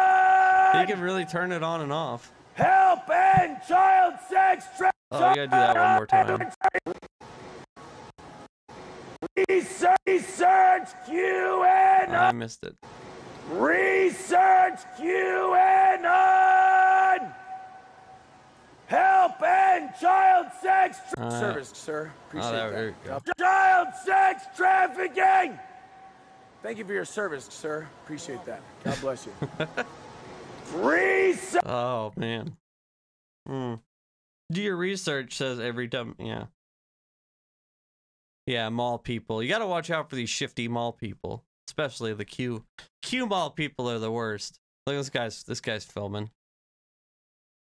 We need to ask Arrowhead Mall why they're using a pedophile symbol by their bathrooms. That's triangle, that spiral triangle. That is a pedophile code. Look it up on the FBI's pedophile code list. Look it up online. You need to leave them all. Not allowed. Yes, sir. Hey, can you ask the security people why it is they're using a pedophile code outside of their bathrooms? Why is it Arizona's? This poor guy just fucking trying to do his job. I probably has no idea what he's talking about, or he's in on it. But, you know, most likely has no idea what he's talking about. It's like, dude, you gotta get the fuck out of here, man. I get paid like $10 an hour. I can't deal with all this. You gotta go. Allowing this. Why is it Arrowhead Mall is allowing pedophile code all around their mall, inside of their bathrooms? So this is what the mall looks like from the outside. Let's see if he shows it. In case anybody's wondering what the mall looks like on the outside. As you can clearly see, there is a triangle kind of object that is clear. I believe they call it glass, or should I say the shills call it glass. And it is surrounded by these other structures that the sheep are calling walls, but we know differently. I will be doing further reporting later. They kicked me out, as you saw. But we gave it to them good, didn't we? Full gear. Just full gear, ready to go. This guy right here, because this is pre-insurrection, just fully in, trusting the plan, loving Mr. Trump. And what did he get for all his troubles? Put in jail. Give it to him good. We gave it to you. Admiral Angela, you remember, you guys, knowledge always overcomes power. We need to. He didn't edit that last clip very well. All right, now we're in the bathrooms. Inside of it. Imagine going to the bathroom, walking out, and this fucking guy is in there filming, talking about, we infiltrated the secret pedophile lair. Oh, man. What is up, everybody? Admiral Angeli is inside of Arizona Moon's totally Mall pilled. right This now. guy's super pilled. Inside of Arizona Moon Malls. He's the most pilled. This is the definition of pilled right here. If pilled ever comes up in the dictionary, it'll just have a picture of this guy. It's like, if you look like this fucking guy, you're pilled. And you guys would not believe what it is that I'm about to show you. It is in the restroom area. So first of all, check this out. Imagine you're the guy in the stall next to him, and he just said that. What the fuck? What is he gonna show everyone? Shit, I'm the only other person in here. Men's room, women's room, and they have 3 rooms that are quote-unquote family restrooms. Now that wouldn't really concern you all that much were it not for this. Watch. Okay. What is that right there, you guys? Oh shit. What is that? Oh shit. Oh shit. Now, if you've done your research, that's that pedophile. That's not the mall symbol, is it? Clearly, it means this way to cabalisms or whatever. This way to the cabal in the Soros room. symbol for boy love, and there it is again. Now, if you've done your research, then you know that beneath a lot of malls, beneath a lot of like stadiums and coliseums, beneath a lot of very large... I wonder if Michael Knowles was in there. He probably was. Why would the cabal use symbols that everyone knows? Kind of defeats the whole purpose of being a secret society. Well, that's true, but you're not supposed to think about it that hard. That's the thing, you know what I mean? I have brought this up in many of conversations, and they just seem to skip right over that part. And also, it's like, oh, look up the FBI symbol. It's like, well, okay, first of all, the FBI said maybe they use those. And on top of that, if the FBI knew their symbols, why wouldn't they change them? You know what I mean? Like, it just doesn't square peg round hole kind of thinking. Businesses and stuff in like downtown areas are actually underground bunkers that are used to ship goods and services to and fro and from the mall, etc. So the idea that there may very well be underground bunkers or underground... As a truck driver, I can confirm I did many of treks under those underground bunkers to ship goods and services. By goods and services, we mean people, and chalices, of course. Bases underneath this mall is a very real reality. And the fact that they have these gender-neutral bathrooms, or these family bathrooms, where there's these pedophile signs, should really get... This just goes to show whether it's the highbrow, weirdo, racist types like Michael Knowles, or the kooky... I don't know. I don't even know what you would call the Q shaman. The Q shamans of the right. Like, doesn't matter which part of the right you fall into, you're still triggered by family bathrooms, or you're triggered in some form or fashion by bathrooms. Like, everybody's really have a thing for bathrooms. So I have my sign, and I'm gonna go out there and I'm gonna take my shirt off, and I'm gonna start yelling and screaming about these pedophile symbols. Bro, isn't your shirt already off? Isn't his shirt off?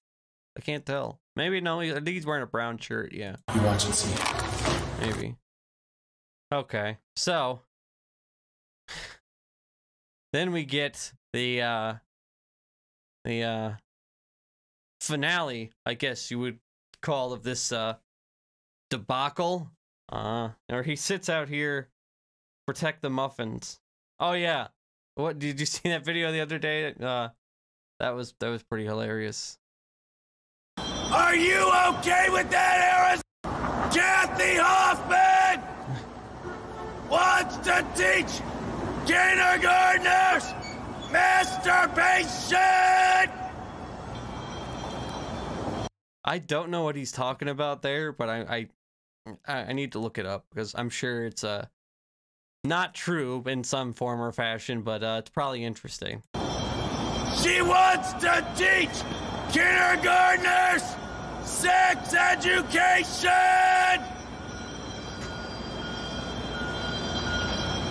Are you okay with that, Arizona? Does he expect Arizona to answer? Like, actually, yeah, we talked to the committee and we're all good. Are you okay with that, Arizona? You really want some Why weirdo doesn't he need to take his shirt off? teaching your kindergarten child about sex and masturbation? That's what Kathy This guy got to sit in the speaker's chair. Hoffman wants! What do you think these guys are thinking? Just look it up! Google it! Or no, she use took her oath on a Dr. Seuss book! Even this fucking guy is talking about Dr. Seuss. If that doesn't say she doesn't believe in God, I don't know what will! Kathy Hoffman! Your days and your position are numbered! This is the symbol out in front of Arrowhead Mall. We all know what that symbol means. And here is another one. There's another one out in front of Arrowhead Mall. Yeah, I got some questions. I'm sure a lot of people do. Why are you using a pedophile symbol outside your mall? Oh God. Kermit the Frog is trending. Let's see why. Did he get canceled now? Is everyone pissed about Kermit the Frog? Let's see what Kermit did. Kermit the Frog makes a surprise and slightly confusing appearance. Okay. Could not care any fucking less. What a weirdo. Like, that makes me cringe. Yeah. No, he's pretty cringy. Like, just think, like, hundreds of people followed this guy into the Capitol, and then, like, they're just, I don't know. It's crazy that, like, this guy was in the house, just roaming around, just stomping on shit, talking about Jesus with his staff, his spear there. And, like, it's just odd in the first place that, like, this guy is part of a political movement. You know what I mean? Like, you wouldn't think, like, this guy, like, it says a lot about our politics that, like, this guy is, like, a known political figure. Even though it's in the weirdest way. Like, he's a well-known person. More people probably know about the QAnon shaman than they know about their state senator. I would almost bet money on that. Like, you could say the Q shaman, or, like, whoever their state representative or their state senator is, and more people would be like, oh yeah, Q shaman, yeah, I know that guy. Which, you know, goes back to the whole we're screwed thing.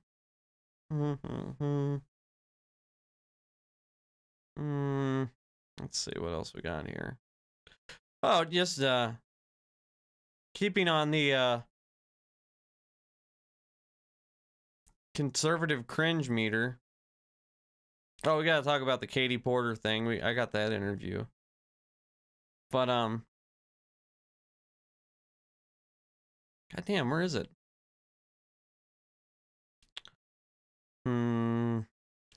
Oh, okay. I know what I want to talk about.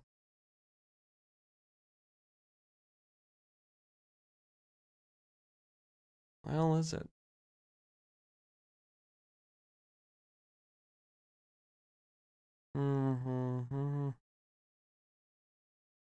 Fucking Tucker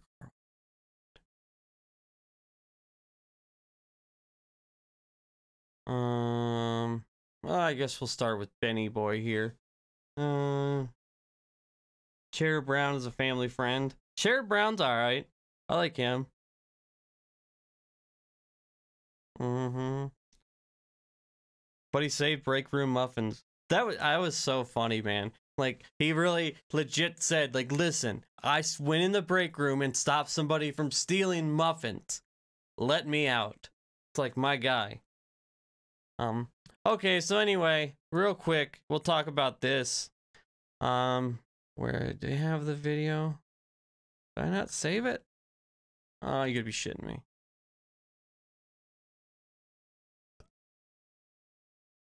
Actually, let's watch the Katie Porter thing real quick.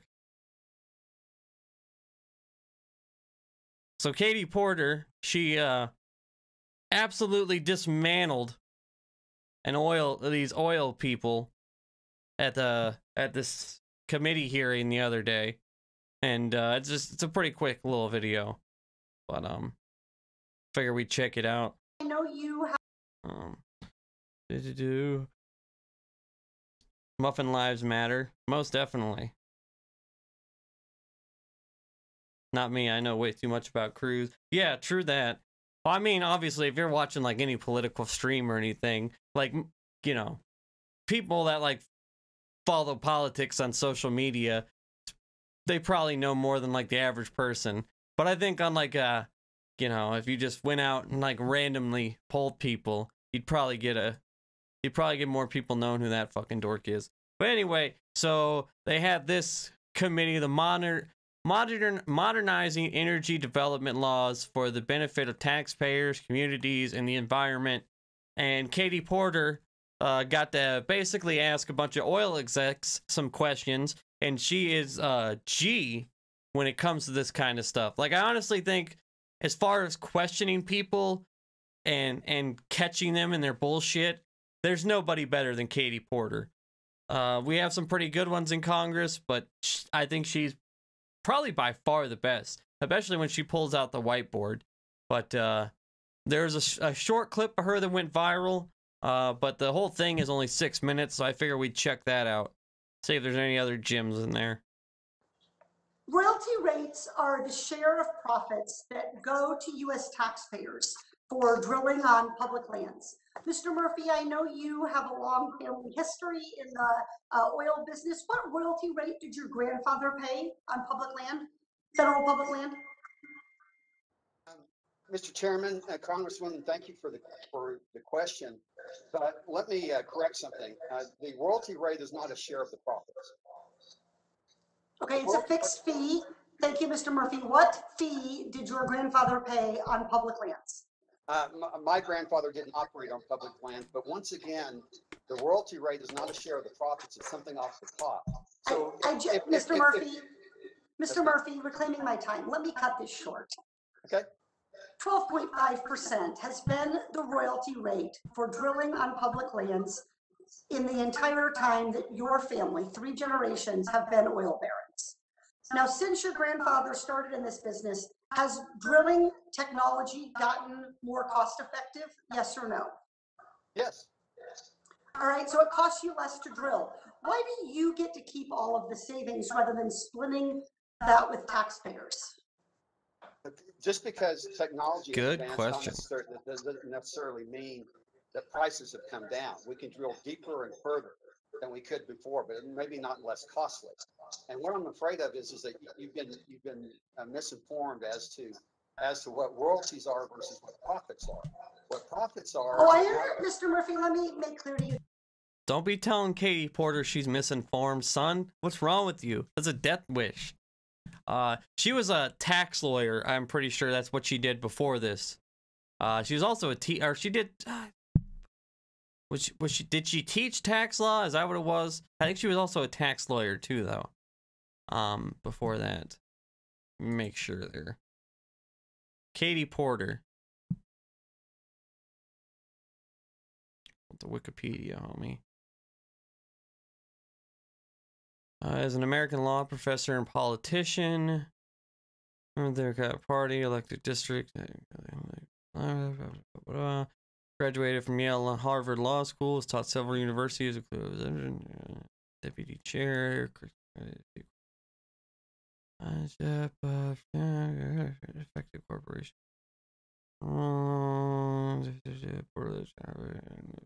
She studied bankruptcy law. Okay, that's what it was. Yeah.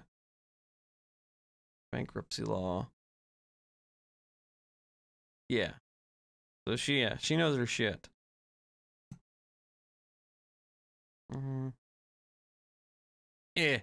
Anyway. That I understand the difference between a profit and a royalty. A royalty is a percentage of what you extract from the land.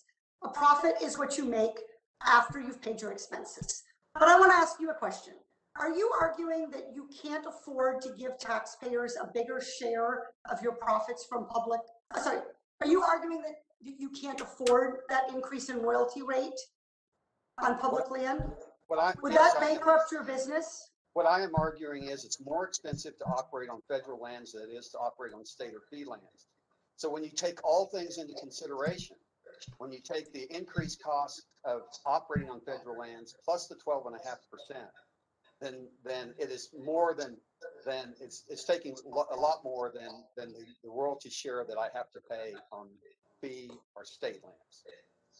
And I want to ask you about your membership in an organization called GOAL. Are you familiar with GOAL, sir? I am. Okay, so I looked up GOAL's mission statement, and it says what we believe. We believe elected officials should place the public interest above any private interest. Mr. Chairman. Mr. Chairman. Please pause my time. Thank you. It's a Congresswoman Harrell. I don't believe that question is germane to what we're discussing today. I think bringing private... Shill alert, Shilly Shillerson, shilling, shill. Information and shill. Calling my witness an oil baron is out of line, but these questions are... Maybe a lawyer. Shill. Still a shill. ...going down the wrong path. I understand, but I think members of Congress are given great latitude in the questions they're asked in all hearings, and I will give you the same kind of latitude. Okay, you're a member of this organization called GOAL, which, Ms. Harrell, is about gas and oil. So it's pertinent to the topic of today's hearing. I looked up what GOAL believes, and it says, we believe elected officials should place the public interest above any private interest. Given that goal of your organization called GOAL, why should we not raise the royalty rate to whatever the market will bear? We haven't raised it in 100 years, so we don't really know what the market will bear. Aren't you asking us by keeping the royalty interest frozen to place the private interest of your company above the public interest of taxpayers? Kind of sounds like it. Sounds like it to me. Wonder why those rates have stayed so low for 100 years. Couldn't be because all that lobbying and that sweet, sweet cash they give to those campaigns. I'm not asking that at all. And as a matter of fact, you're absolutely correct.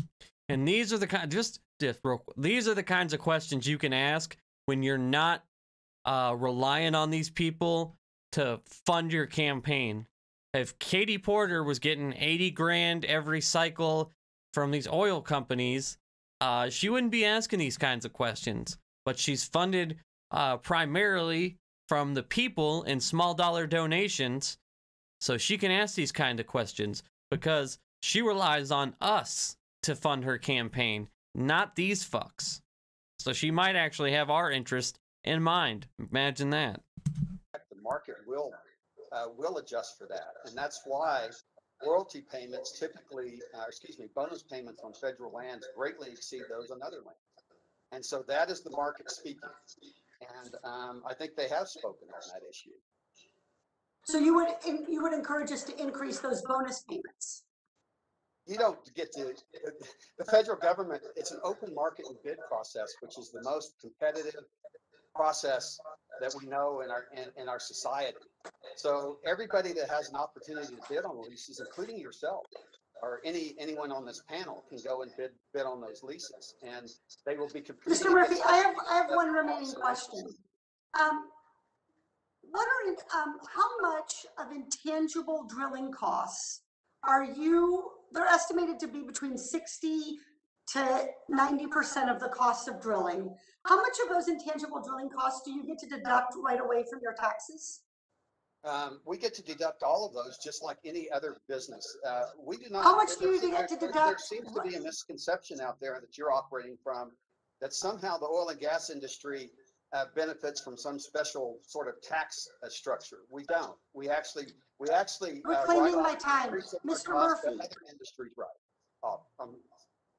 I will follow up with you, Mr. Murphy, but you do benefit from special rules. There's a special tax rule for intangible drilling costs that does not apply to other kinds of expenses that businesses have. You get to deduct 70% of your costs immediately, and other businesses have to amortize their expenses over their entire profit stream. We also. So please don't patronize me by telling me that the oil and gas industry doesn't have any special tax provisions. Because if you would like that to be the rule, I would be happy to have Congress deliver. I yield back. And this time, not Michael Knowles again. Boom. And that, my friends, is exactly what we need in Congress. Like, why is that not the norm? Like, it's great that she's on it, but the fact that out of 450 members, she's basically the only one that snaps on these people is pretty sad. I mean, we have a few, and, you know, every once in a while, some regular member of Congress will, you know, have a pretty solid moment. But for the most part, it just doesn't happen. Like, these meetings are they're just dumb, or you have like Ted Cruz yelling about Google or something for no reason. Like, you know, where's the meetings with the Jeff Bezos and the Mark Zuckerberg and like actually like nailing these people down, or the oil industry or the healthcare industry? Like the Democrats, they set the table now. They can call all these people up. Like, we need more meetings on reform or anything. Like, fuck, laundry list of problems. I mean, I know Jim Jordan, he wants to have hearings on cancel culture, but, you know, maybe we should, like, try to put the healthcare goons in their place first. That might be a good idea. So we should raise the rates of the oil companies and let the oil companies bid on them. Sounds good to me. Yeah, no, sounds great to me. Mic drop. Yeah. No, she's sharp. Like, she's not, you know, she's not no slouch. I mean, you seen her pedigree. She's gangster. And thankfully she's on our side, you know. And that's the thing, man. It's very rare, like, if for super smart people not to use their powers for evil. Like, you have to be an exceptionally good person to go into public service, be extremely bright, and not get corrupted by the whole system. A system in which people are constantly like, hey, what about this? I'll do this favor for you. You scratch my back, I'll scratch yours. Like, there's plenty of people that have gone to Washington bright-eyed looking to change the world, and then pretty soon they get crushed by the system, or their morals get crushed by the system, and then they just churn out into another Washington shithead. And, you know, it sucks to see, but hopefully Katie Porter will keep knocking them down, because we need that shit, man. We need a lot more of that shit. That's why I was so on board, and I donated, and I even campaigned a little bit for Cenk Uygur to get into Congress, because I don't necessarily agree with all the stuff that Cenk says, but he's like fiery, and he's not going to take any bullshit. And, you know, he'll actually push back and, like, go after these, you know, these oil execs. And he'll, you know, he's a shoot from the hip kind of guy. And I would have loved to seen him in Congress, like, you know, on a committee questioning people in the healthcare industry. Although he's not as sharp as Katie Porter, I don't think. But I think, you know, we need more of that. We need more firebrands out here on top of this shit. Tim for president? Yeah, I don't know about that. I'll be happy when I get verified on Twitch. We'll go for that first. Verified on Twitch, then I'll run for office. I would like to be I do like the behind the scenes stuff, like working on campaigns and stuff. I'd like to be a campaign manager someday, or at one point, maybe for like a local election or something. That would be cool. I don't really pay attention to local politics around here, which kind of goes into the problem I was talking about earlier. But, you know, maybe I should. And I'll get like a campaign manager gig or something. Oh, let's check out this. I was going to talk about the royal thing, just the conservative idiots' take on it. I don't know, that might be a long one. This fucking video is just so cringe, though. This Steven Crowder thing. Oh my god. God damn, where is it? I saved a lot of shit today. So, Porter for president? Yeah, I'd back Katie Porter for president. She at least needs to run for senator. What district is she in? She's in Katie Porter district. 45th? I think it's a pretty blue district. Isn't it? I don't know where that's at exactly. She's in Irvine? Well, I think that's We could probably, that seat's probably pretty locked up. I think we got that one anyway. I'd love to see her in Dianne Feinstein's seat, though. That's what I was going to say. Like, Dianne Feinstein needs to go immediately. She's 176 years old. Not being ageist or anything, but, like, you've had a good run. Time to wrap it up, lady. But I would love to see Katie Porter in Dianne Feinstein's seat. That would be great. Okay, so anyway. Steven Crowder is a cringe, asshole, idiot, loser who lies to people. And I don't know. I wanted to, like, go over this video. It's just a quick video. But, like, I'm just trying to understand conservative comedy. Like, maybe some of y'all can explain to me how this is funny in any way, shape, or form. So it was International Women's Day yesterday. Day before yesterday. Whatever. And this was his idea of, like, a bit or something, was to go to Planet Fitness and, like, harass people and then them just get annoyed by him, and then that was the whole bit. It's really dumb. It's really fucking dumb.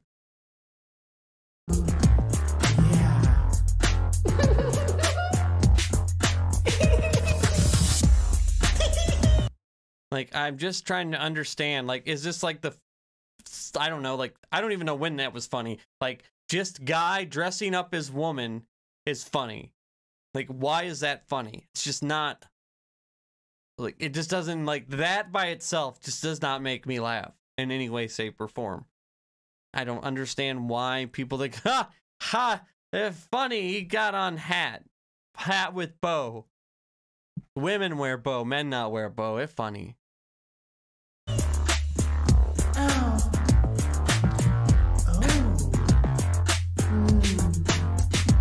Also, I think he dresses up like a woman all the time because he's secretly into it. Like, you can't change my mind on that one. You don't dress up like a woman this much and not be kind of into it.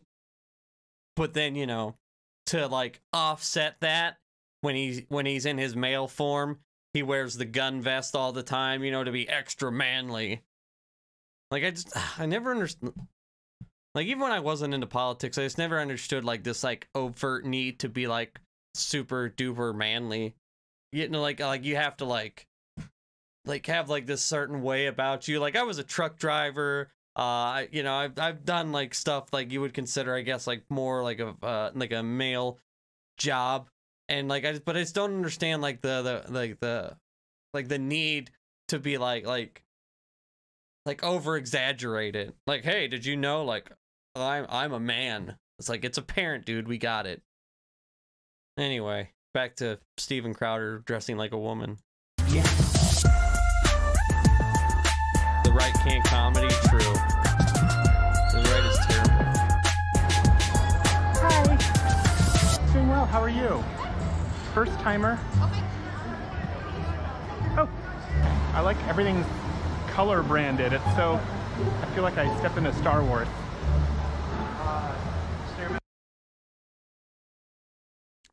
Where's the joke? Where is the joke? Do you don't have a squat rack? Fragile masculinity, yeah, true. Okay. Yeah, I couldn't think of the right terminology. So that would be the closest thing. Forget that. I forget my head if it wasn't attached.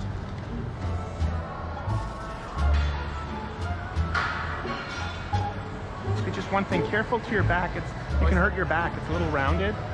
Then he just bothers this fucking guy for no reason. Make sure it's flat. Excuse me. I just need just some help to get the weight up, and in case just in case for safety, but I should be good.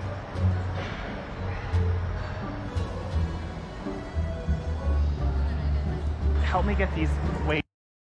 Like, I guess he was trying to insinuate that they were laughing at him, but, you know, I don't know why he cut to those two women laughing. Again, like, what is funny about this? They put time and effort and money into this. It's just not funny. No one can convince me this is funny. Nobody. I'm not offended. I'm not triggered. I'm not some snowflake. It's just not funny. I have, you know, I have just as dark a sense of humor as anybody else.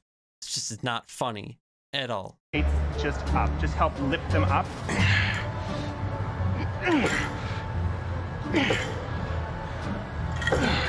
So there you go. They're trying to make like that was for comedic effect, but you know, like Steven just wanted to show off, like, hey, look, I actually do go to the gym. Look at how much I can fucking lift, bro. Listen to my manliness. One. Perfect. Thank you. Yeah. This poor fucking kid. You think he like asked to be on camera or signed a waiver or anything, or you think he wanted to be on a fucking YouTube channel when he went to the gym that day? Just for millions of people to see. I mean, who knows how many millions, you know. Maybe he didn't want to be in this video, Steven. Okay, thank you. Which I'm assuming most hidden camera shows would get permission, but he's an asshole, so I doubt he did. Okay, I was good. Thank you. I just need help lifting up. What was that? I think you're right, Tim. He just likes dressing up. Oh, there's no way. There's no way he doesn't just like it, just doesn't like it, which is fine. But you know, when you're trying to like, oh look, I'm dressing up like a goofy liberal, look at me, I don't actually want to do this, it's just a rag on the liberals. It's like, no dude, you do it like 20 times a year. You like doing it. Oh, he's trying to run away. Oh yeah, and then he's a dick in the gym. He's dropping the weight, he's acting like an idiot. You know, so this is, again, the comedy is just, hey, let's go harass, you know, normal everyday people at their job. That's the bit. That's what the bit is. Let's go harass people and act like an idiot. I said it was trying to run away from me. It's trying to skedaddle.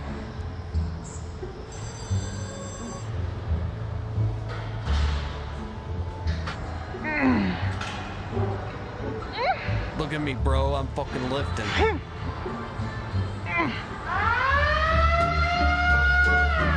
Serious? That first day, I was flagged as a lunk. They even had bright lights and giant loud sirens after.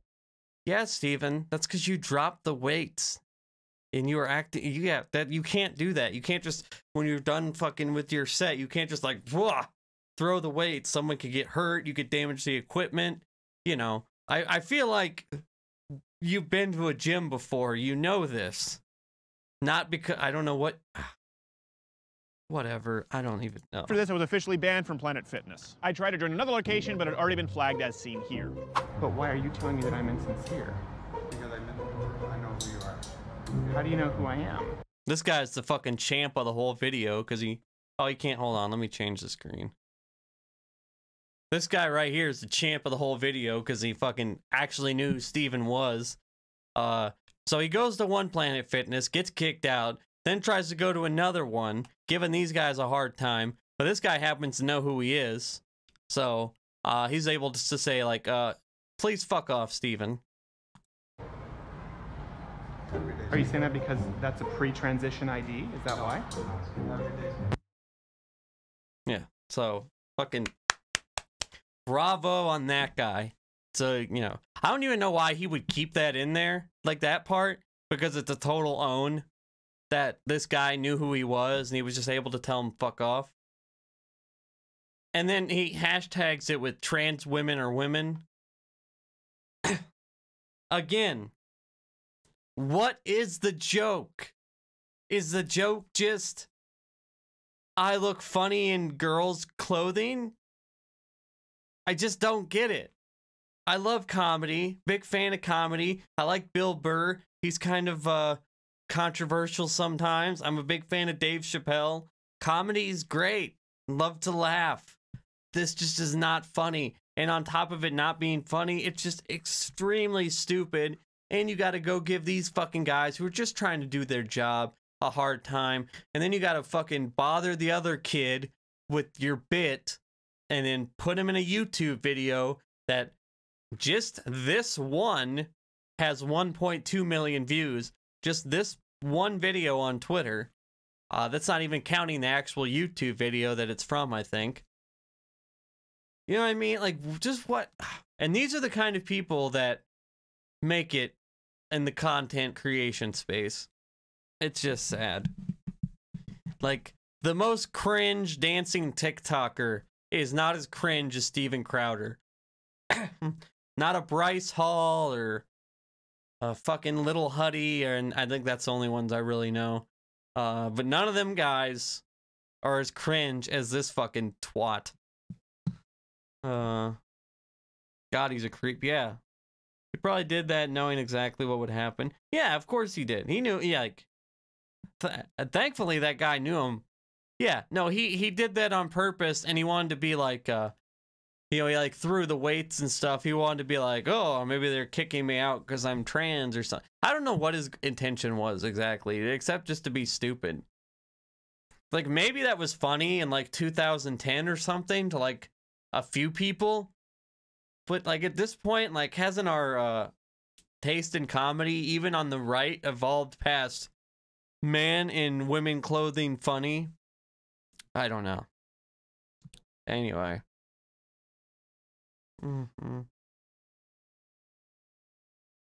Trans is not cross-dressing. Yeah, true that. Yeah. You know what I mean, though. Anyway, we've been going for a while. I was going to talk about the Royals stuff, but we'll cover that another stream. But yeah, so that's some of the stuff that's going on today. But at the end of the day, it all goes back to the right is just fucked, man. Like, that was pretty much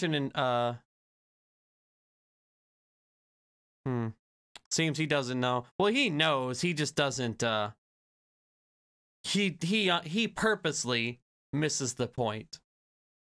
Like, I don't think, like, Steven's, he's not the dumbest person in the world. I mean, he is stupid, but like, he knows what he's doing. Like, he's not like a Tim Pool, who I just think actually believes a lot of his grift.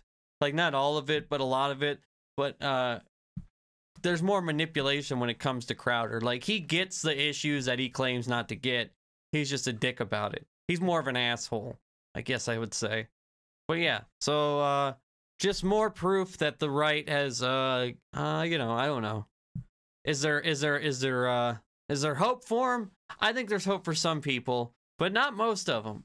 I'm starting to lose more hope every day. Gives me Shane Dawson vibes. Yeah. I think he's worse, man. Crowder's pretty bad. Crowder's pretty goddamn cringe. I'm looking at the wrong camera. Crowder is pretty goddamn cringe. Especially lately. And with the addresses thing that we went over, like it's just total manipulation of your audience. Like, people rely on you as like a media source, and this is the kind of content you're putting out. Like, imagine getting your news from that guy. God. Like, who do you get your news from? The guy who thinks going and harassing gym workers is funny. But let's see.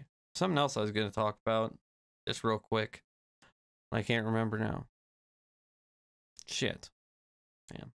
I swear, man, like, you think, like, sometimes I'll sit down and I'll have like a whole thing like set up and ready to go that I want to talk about. But then, like, when I get live and I just start talking, like, you miss like half the shit you want to talk about. And then I'll get off a stream and I'll be like, damn, I wanted to bring up this point and that point and then talk about this. And it's like when you go live, like, I see how people like screw up in live interviews all the time now. Because like when you're live and like actually doing it and talking about it, like, maybe it's just me, but like half the shit just completely, I just miss, completely forget about it, or just, yeah, don't even bring it up.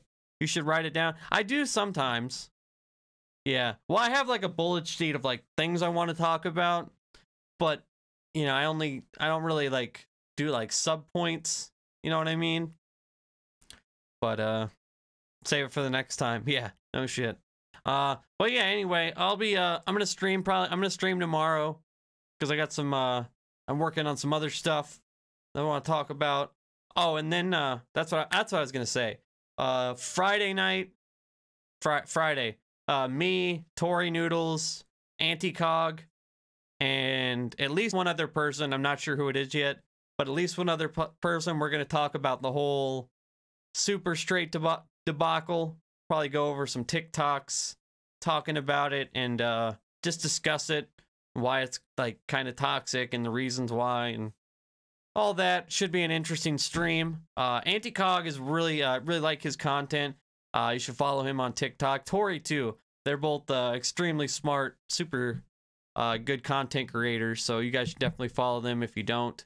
But they'll be on here, and at least one other person. So want to become famous? I mean, kinda. Oh, it's a troll. It's a bot. Guys, we can all become famous. We just have to click that link. All we need to do. Somewhere someone just sent that to me thinking, oh, I'll get him. He'll want to become famous. I know it. Anyway, but yeah. As always, y'all. And spread the word. Everything's on Twitch. Tori's great. Yeah, Tori's awesome, man.